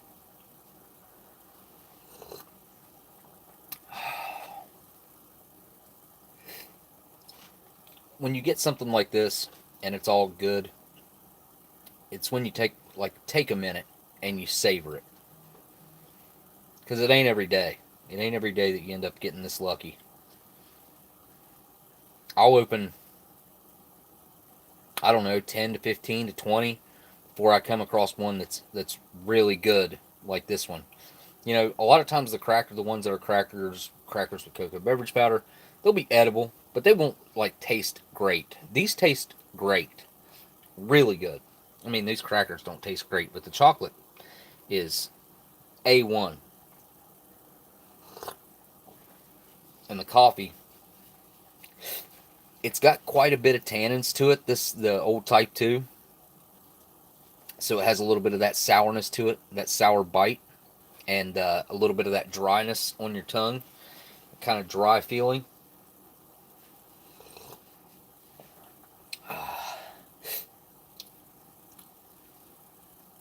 I don't know if I've just become accustomed to that flavor, because I have a feeling that other coffee drinkers, everyday coffee drinkers, might not like this so much, or not nowhere near as much as I do, or some other folks that eat vintage MREs like this. I know Steve has developed a palate for certain things, coffee being one of them, vintage coffee,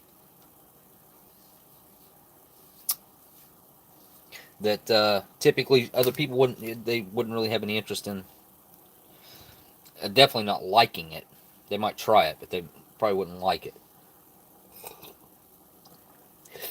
As far as the sweetness and the creamer, I can't really pick it up very much, but the sugar is just about just right. Just about just right. Okay, I said that wrong twice in a row. It's just right. Sugar's just right. That's what I meant to say. Get that thing out of the way.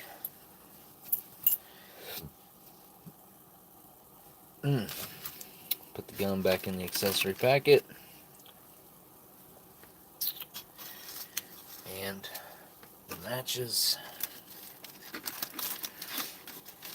And I'm going to be having a cigarette right now. 53-year-old Marlboro. 53. 50, yeah, 53. Or would they be 54? 58, 59, or 68. 70, 80, 90.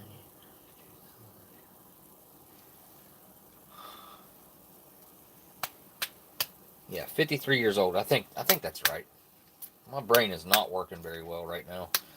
I barely got back in time to get everything set up and get started on this live stream with you guys. Like I mentioned, had a little get together with some family today, which is very odd. Not odd, out of the norm is what I guess I should say. I don't see those people ever. Been 13 years.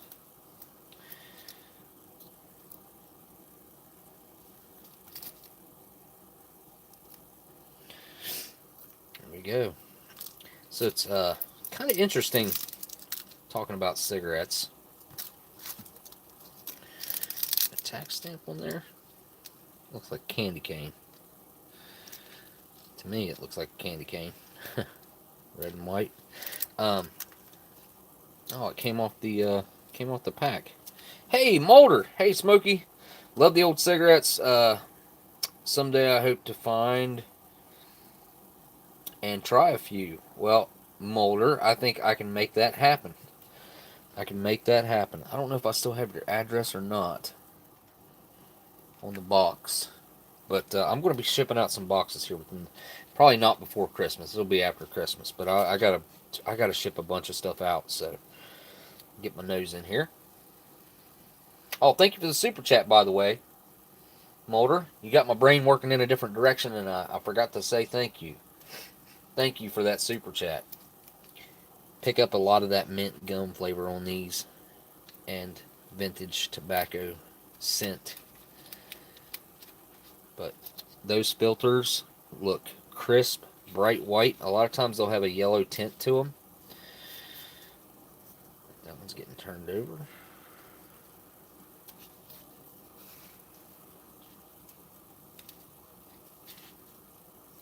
Hey, no.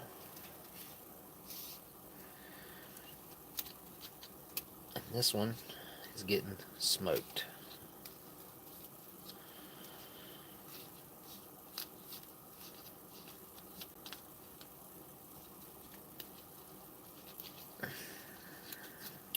Trying to fold that back over right so it doesn't mess it all up. There we go. All right, cool. Let's take a good look at this.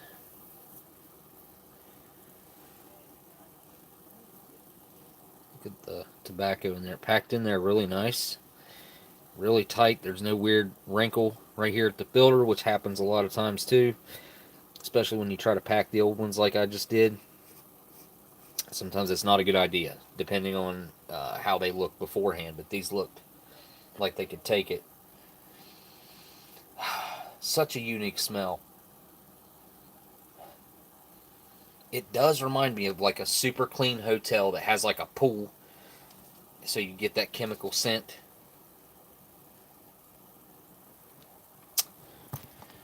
Yeah, here we go.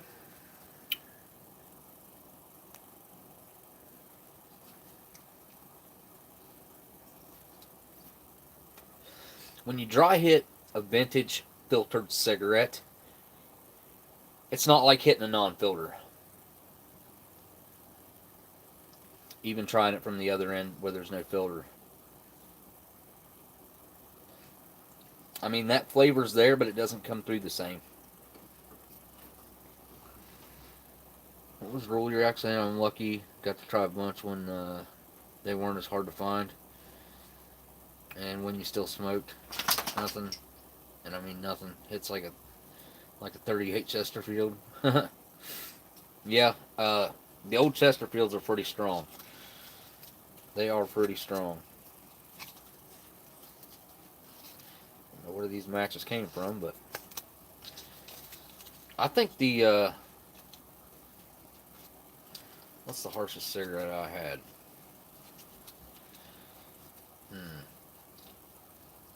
I think the harshest, like the hardest hitting old cigarette that I've had was like it's like a 43 or 44 Lucky Strike, and I think it made me dizzy if I remember right.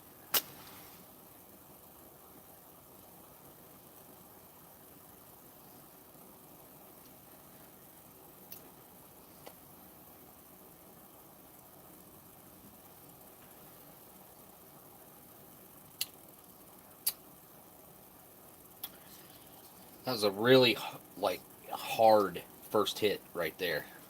Very strong, very strong. The last couple times I've had Marlboros, I haven't been impressed. They were quite weak. They didn't hit very well. The flavor wasn't all that great. This has got a ton of flavor coming off of it. I've got a pack of K-Rat Chelsea's. Are they Chelsea's? That Steve sent me. That he said that's the worst cigarette that he's ever had. I think it was a 2-pack or something, like a 2-pack or a 3-pack. It was a weird pack and he sent me the 1 or 2 that was left over. It might have been 1. I'm going to smoke that thing one of these days. I look forward to it. Bourbon Street Nola says, "Hey Smokey, putting a box together for you. I'll have some 1996 IMP components in it for you, including some bread." You definitely don't have to do that, and thank you for the super chat. Any vintage, anything, honestly. I've been looking for, in particular, obviously I look for old rations, but I've also been trying to expand my search for vintage food in general. And there's some out there.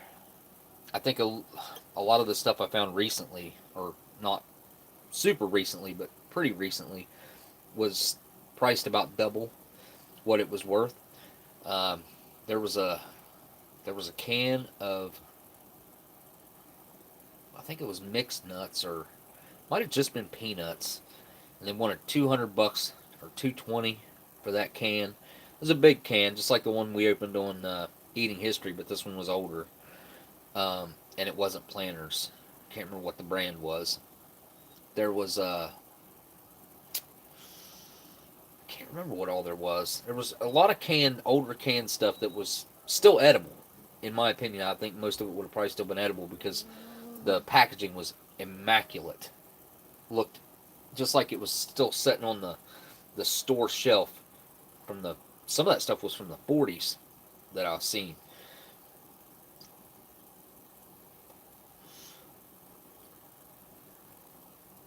Yeah, this is actually really smooth. It doesn't have a really harsh hit, but it does. It seems really strong. You want to try this old Marlboro? You don't know what you're missing.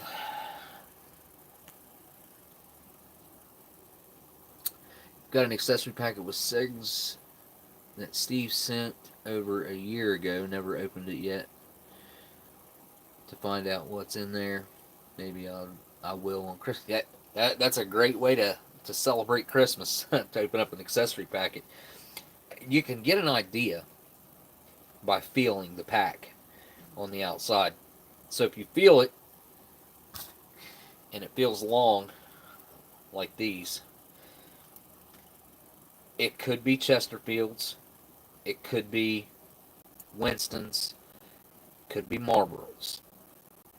I think that then there are the 100s, which are about that long, considerably longer. Like when you have a pack of those, you know it.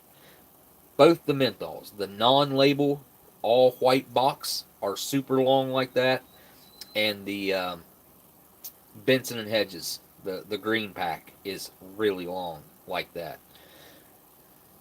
This is this has got to be one of the best packs of little Marlboros that I've ever had. Man, that is a really strong cigarette too. It's like making my stomach hurt. The nicotine is like getting to me. Not exaggerating at all. Making me a little bit dizzy. Never expected it to do that. It's making my mouth water really bad too.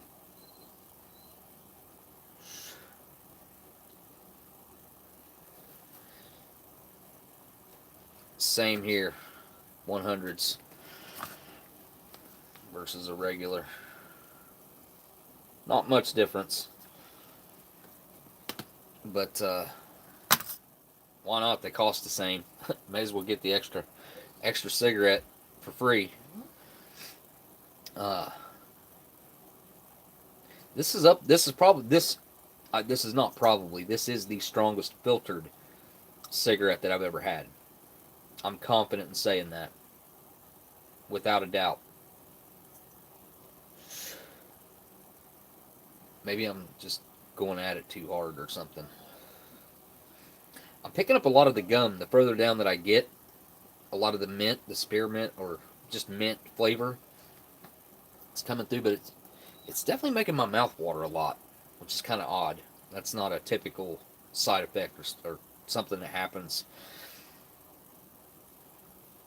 I can't handle the Marlboros anymore. When they switched over to the fire safe, I tried to stick with them, but I couldn't do it. I've got to quit again. I've got to quit. I keep saying, well, I'm going to quit. I've got to. I've got to quit.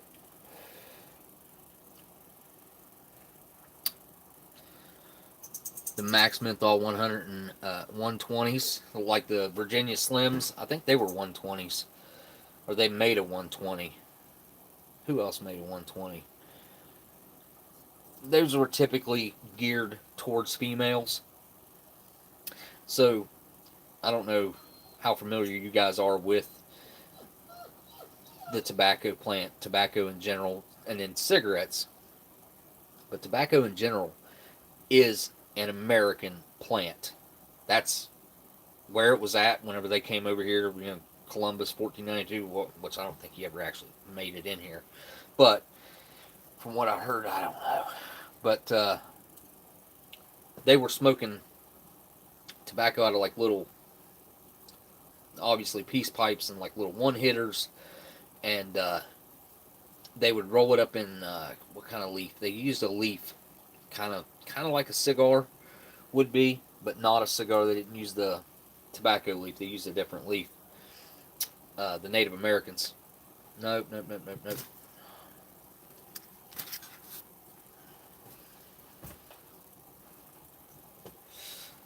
So, tobacco was popular with everybody, and whenever the Americas were discovered, they started trading with tobacco, and it was actually at one point you were valued by tobacco, how much tobacco you had, if you were worth 40 stalks of tobacco or whatever, kind of like currency. They used it was kind of like a currency. But late 1800s is whenever they started with cigarette rolling in paper, like kind of what we know today as a cigarette, which come from it's a French word, I do believe, cigarette. But in the like 1890 or 1880 or 1890 is whenever they came up with the machine to really pump them out. Before then, they could make like 400 cigarettes a day with the machine they had. After that, though, they could pump out hundreds of thousands. And that was obviously predating the war, and it never really caught on. They were around, there were cigarettes around, but it never really caught on until after World War One. At World War One, they were not given to troops as a ration. They were not supposed to smoke them. They were supposed to have. They were given donuts, a block of chocolate, and a bag of tobacco with rolling papers, and they were supposed to use that to trade for anything that they needed: water, food, shelter, whatever. When they're in the countryside, that was what they were given. But a lot of the guys, they would trade the chocolate off, and they would trade. What did I say? Yeah, that cigarette done a number on me. Anyways, they would keep the tobacco, and they'd roll cigarettes, and they'd keep it. So they brought that habit home with them, smoking, and it really took off and blew up as being a popular thing to do after World War One. So you can thank the military for the popularity of cigarettes, and they started marketing like crazy. Hey, History Saviors here. The Pastrami Challenge stands, Smokey. Nope, I ain't doing it. Nope. We send you the second can. Interested to see how you do with it. I know, I already know. I know exactly how that would go. Just need to convince you. Much love. Well, thank you for the super chat, History Savior, but it ain't happening. It is not happening. The last thing I opened in this house that stunk, not nowhere near as bad as that, was that ration, and it stunk the house up for a while. But yeah, it would take somebody paying me a pretty substantial amount of money.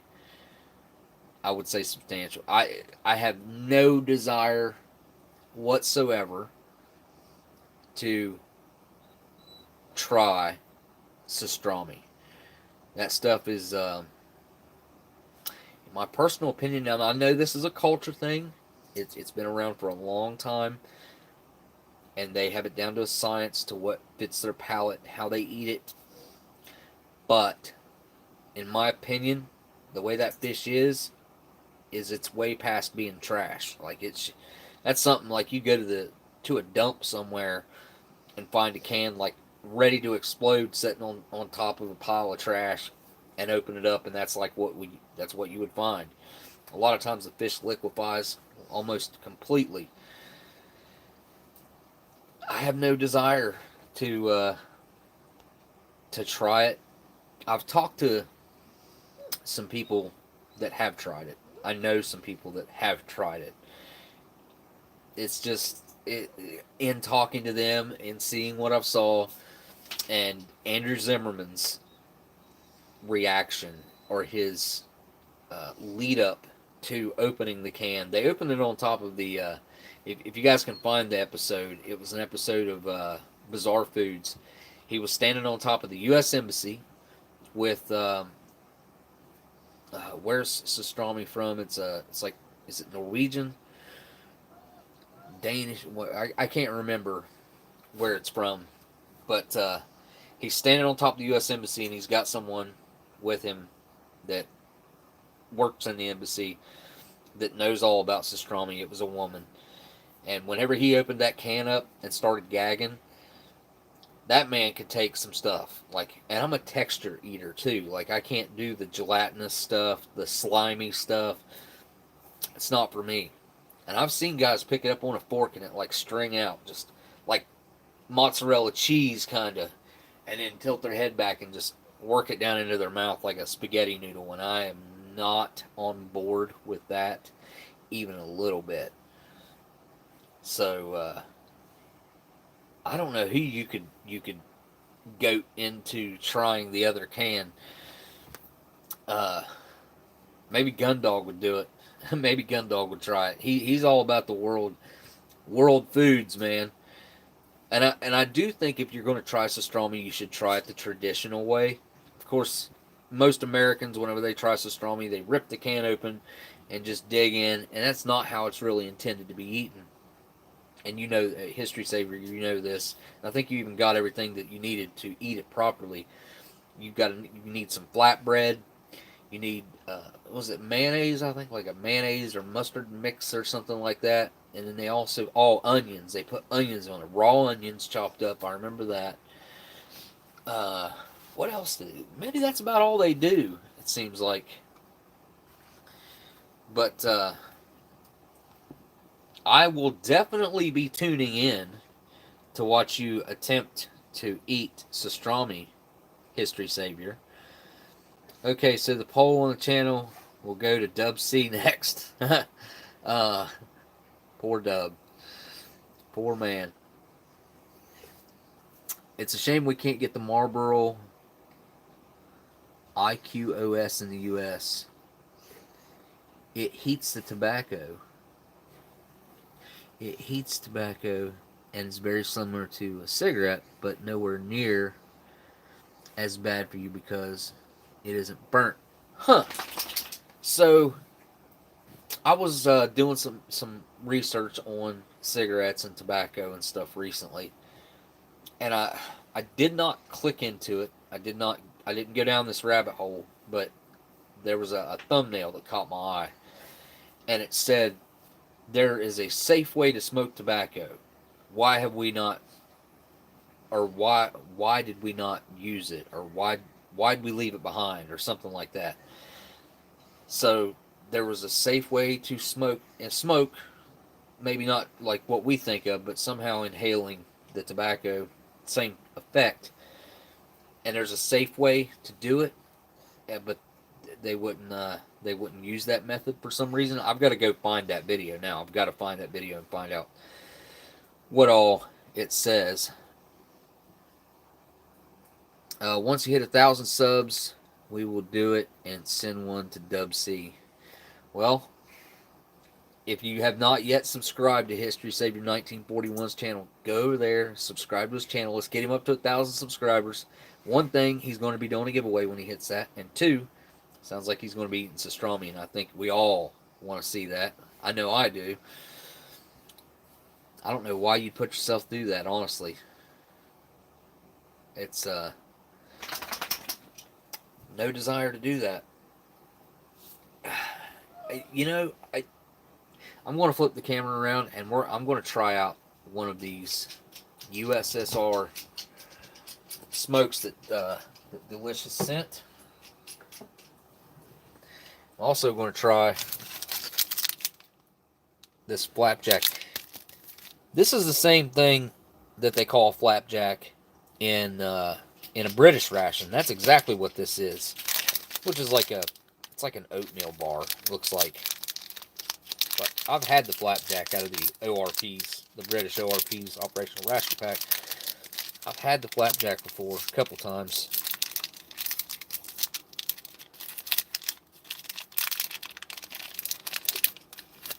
I'm thinking this might.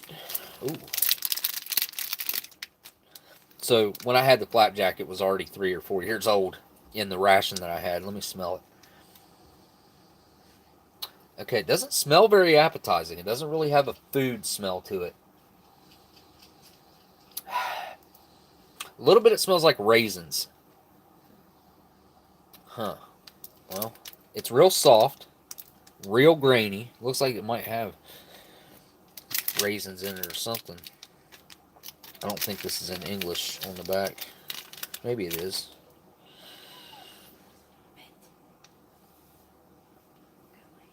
Is there raisins in it? I don't know. Anyways, I'm going to give this a try. That might be a raisin right there. Maybe it's a chocolate. Chocolate caramel. It's probably chocolate. Alright, here we go. Give it a try. Flapjack. From Poland. So first thing I think is it has a texture of a no-bake cookie. Kind of dry, powdered up when I started chewing it up.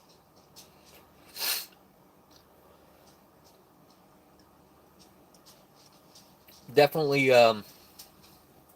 earthy, grainy. It's got a creaminess to it. And I do pick up the caramel and the chocolate flavor. Neither one of them are strong, but I think they're evenly used to flavor it, which is nice. Almost on the chew, kind of feels like it might have a little bit of coconut in it, maybe. Or at least it chews that way.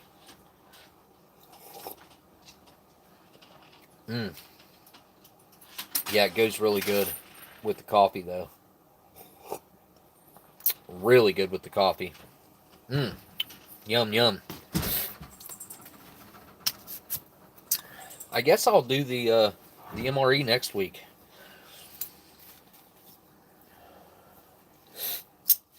I've got to start trying to shoot some 1-minute videos to post here on shorts on the YouTube. Oh wow, look at those. Those look really good. Really good condition. Not a whole lot of smell there. A little bit of a tobacco scent there, but there's a lot of cardboard scent going on there. But they're in really good shape.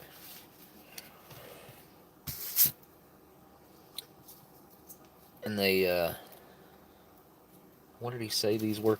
These were like a tier 5 or something like that, which meant like the bottom of the barrel cheapos back in the day.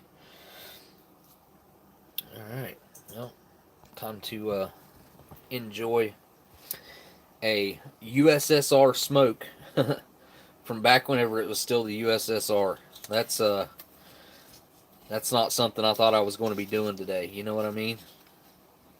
Had no idea that he had sent these, which I picked the package up a few days ago, and I could tell it was kind of light, because typically if we send something one way or another, it's going to be a ration, right?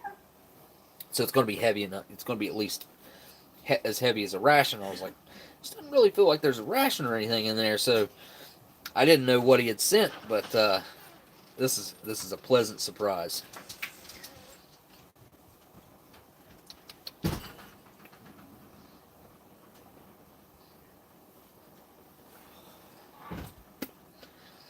It's got a good dry hit to it.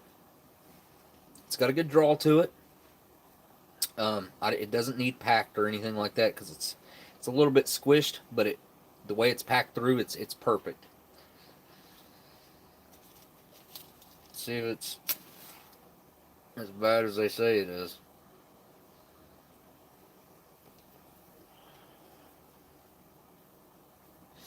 Which this has had almost 40 years to marinate and dry out and pick up scents and flavors from its environment, wherever it might have been stored at, wherever it came from. I mean, we're talking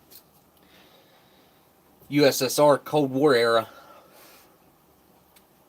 That's pretty cool. You don't come across anything Russian from the Cold War era very often in America, for sure. Like, never.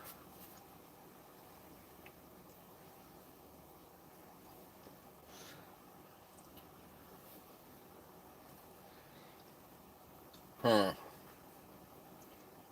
almost said it's a pretty good cigarette, and then I got this really weird, almost like a burning in my mouth and my nose. Let me keep going.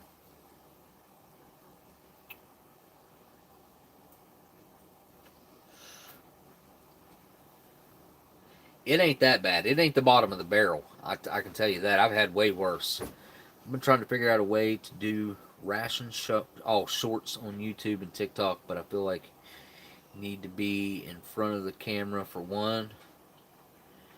1-minute video, and I don't like people seeing me eat. Oh, yeah. I think, honestly, readiness, RR.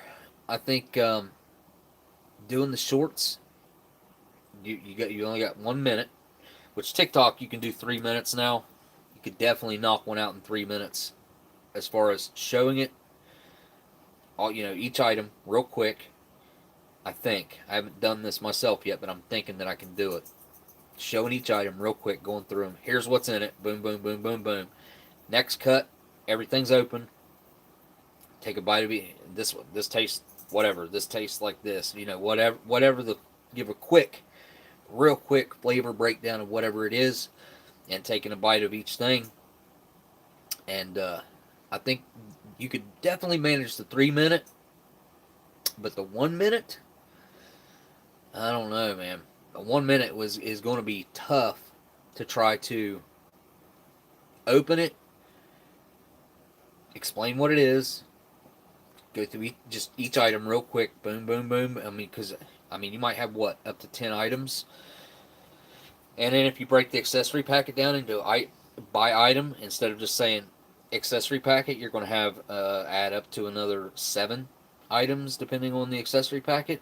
Up to, I'd say, 7, 6, 7. Yeah. You could have up to 7, maybe 8 items there. So 1 minute, it's going to be pretty tough trying to get that done. But I think this is a market that needs to be tapped. I think the ration review world needs to expand into these short attention span folks, the ones that can't hold their attention on something for any longer than 1 or 3 minutes at a time, because those folks that watch that stuff all the time are never going to watch something like this. It's just never going to happen. They're never going to watch a regular video that's anywhere from 10 to 20 minutes long. They're just never going to do it. So I think the shorts is definitely a way to go. I think it's something that needs to be done by as many of us that can pull it off. Get the word out there, I'd love to see the Ration Museum really get a big uptick. I'd like to get the word out about that as much as I can. I'm going to be trying to do that pretty soon. Not making any promises or anything like that. I'm just I've got plans that I've got thought out how certain things maybe I can do. If you guys got any ideas, I'm all ears. If you have any ideas on how to get the word out and spread that, grow the Ration Museum community, is what I would like to do. This kind of reminds me of the no, I can't say that, because the German cigarette that History Savior sent me was actually really good, believe it or not. I've been feeling the same way recently about the ration shorts. I know there's, Bob was talking to a guy, Dub C could tell you probably, I can't remember the guy's name, that was doing TikTok shorts on rations. I think he was doing some of Bob's stuff and US MREs and stuff like that. And if you're going to open anything rare and only get a 1 minute video out of it, see, if you're going to do something like that, you're going to have to literally film your regular video and your 1 minute short, do them at the same time. So as when you go in to tray it up, you're going to have to also say 2 different lines for when you try it, one for the short and one for the regular video, and have that really well planned out, or it won't work out.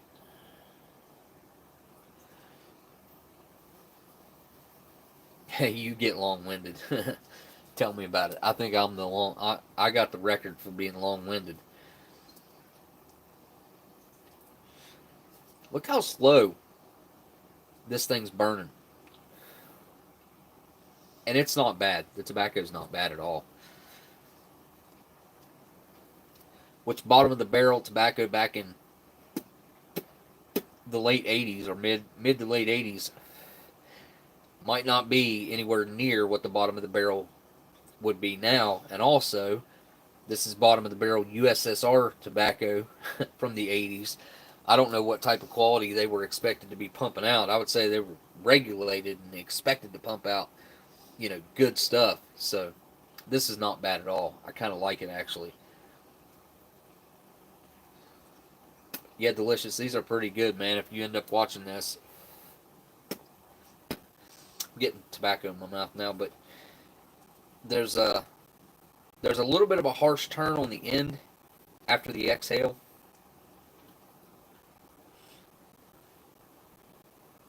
Smooth going down though. Yep, I'm done with that. I'm getting a mouthful of tobacco right now. I'll have to fix that before I can finish it. Alright, well, you guys give me your ideas. What I can do with this. I think this could be a 1 minute video or a 3 minute video in itself. I've never seen another edible cheese spread like this. I'm not saying for sure it's going to be edible, but judging by the way it looks and feels, it's probably going. I'm going to go throw it in the refrigerator too. I'm not going to take any chances of it getting heat damage because it's now been taken out of its secondary can. It's basically taken out of its protection. I'm going to put it in a baggie, put it in the fridge until it's time for me to do something with it. Although throwing it in the fridge and it getting real cold, and then me taking when I go to film it, taking it out of the fridge might cause it to expand and bust open. I don't know. You guys let me know down in the comments on this video or right now in the chat. I want to hear your thoughts on this. I feel like this is a pretty special can of cheese. This is a special can of cheese to me. Really, it blew my mind. I really didn't expect to have a can of cheese that's looking like it's most likely edible. Somewhere cool and dark, not in the fridge. Okay, all right, yeah. I'll put it in a baggie and put it near. Maybe no, that wouldn't work. I know where I'll put it. I got somewhere to put it to keep it nice and cool. You don't want it to get too cold though. Like that's what I was thinking. I assume you're thinking the same way I am. Sean Ruler Yak is what you guys know him as here in the chat, because I feel like that could cause damage, obviously internal damage, but that could also, if it heats up, that could cause that can to rupture at some point, and that's what I don't want to happen. Steve McGowan, did Aletha make it tonight? I know I did say hello to Cyan earlier.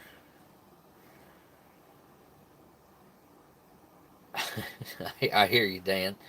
Cold and dark, so keep it in your heart, huh? I'll bet there's plenty of people that would disagree with you on that. Can you get it x-rayed somewhere to see the texture? That would be cool to find out. You know, real quick, off topic. Well, not really off topic, but I guess it's following the topic. I saw a commercial ad on YouTube. This guy was holding this little box up to the wall so you could see wires behind the wall, studs behind the wall, a mouse or a rat behind the wall. Like he took his hand and was like moving it like this, and you could see his hand back there. I don't know. It's like a stud finder or something, and it was Christmas gift ideas for this year is what the video was, but it was only about that one product. And I don't know, maybe, well, you can't see any detail, and even if you x-rayed it, with this being a metal can, I don't think you'd see anything. I think there'd be too much noise coming from the can itself because it's metal to be able to see anything inside of there. But just judging by the way it feels, the way it looks, this is probably the best, I know for sure, to this point, this is the best chance I've ever had to eat 53-year-old cheese. Very, very possible that this is edible. Who's this made by? Oh yeah, Amboy Sterile Packaging Company, Amboy, Illinois. They did a good job whenever they made up this B unit. And I will be finishing off this chocolate, Hershey's chocolate right here. And these crackers up here. And I'll probably eat one more of these. I don't think I'll eat them other two. Depends. If I got enough peanut butter for them, I will. I'll finish them all off. But this has been a really fun one, man. This is like the stuff that I really love. about this, especially when you get something that's got cigarettes in it. It's a big favorite for me. So this has been a really fun experience tonight. I'm going to put this back in here just to kind of keep it complete. I always do this. Keep them all together. I've got, I bet you I've got, I don't know, 15, 20 accessory packets just like this. I'll slit the coffee open like I did that one, and I'll smoke 1 or 2 cigarettes out of it and leave the 1 or 2 in it, or 2 or 3 sometimes. I'll leave them in it, and I'll put the accessory pack back together the best I can.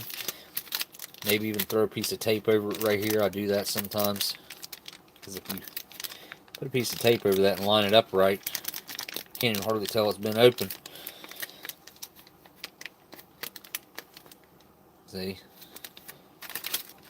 But yeah, this was a good one. And I've still got a fruit cake too. This might be fully edible, judging by everything else that I opened tonight. This came out of that what was it? The November 1968 MCI. So this, maybe next week. I'll try this next week. Morton House Kitchen Incorporated, Nebraska City, Nebraska. I think I read that earlier. There's no bloating. Yeah, there is. This is bloated. When you can do that with a can, right there, it's no longer perfect like the can of cheese is. If you can do that with a can, then that means it's got some buildup either of microorganisms that have happened in there and created pressure, or it's compromised somewhere. This doesn't look to be, but there could be air getting in this seam somewhere or down here along this seam, but that's a bad sign right there. Bad sign. Alright guys, well I hate to get off of here, but I need to get everything cleaned up, and it's getting late obviously. So if I don't hit you guys up this week during the week sometime, then I will definitely see you this coming Saturday. I don't think I got anything going on this Saturday. Has Ethan got a game Saturday? For sure he doesn't. Well, I should be good then. I don't think I got anything going on this coming Saturday. So I want to say a huge thanks to every single person tonight that was kind enough to send in a super chat. Thank you guys so much for that. Thank you. I appreciate each and every one of your guys' time from all over the world. There's people that come in here from all over the world. Thank you guys so much for spending your time with us here. We've grown quite a good family here. Really extraordinarily good folks. So it's turned into a very good group of people. And with that being said, I want to say another big thanks to my patrons. You guys are getting ready to get some payback over there on Patreon. I don't know that I probably won't get it done before Christmas, but it won't be long. It won't be long before that happens. Which the only way I can do anything about that is you got the ones that are over there on Patreon. You got to send me your address. You got to give me your address for me to be able to send you stuff. So, because I went over and asked for addresses a few times and only gotten like 2 or 3. So, but all right, guys. I guess now all I got left to do is say thank you guys for watching, and I'll see y'all on the next live stream. Later.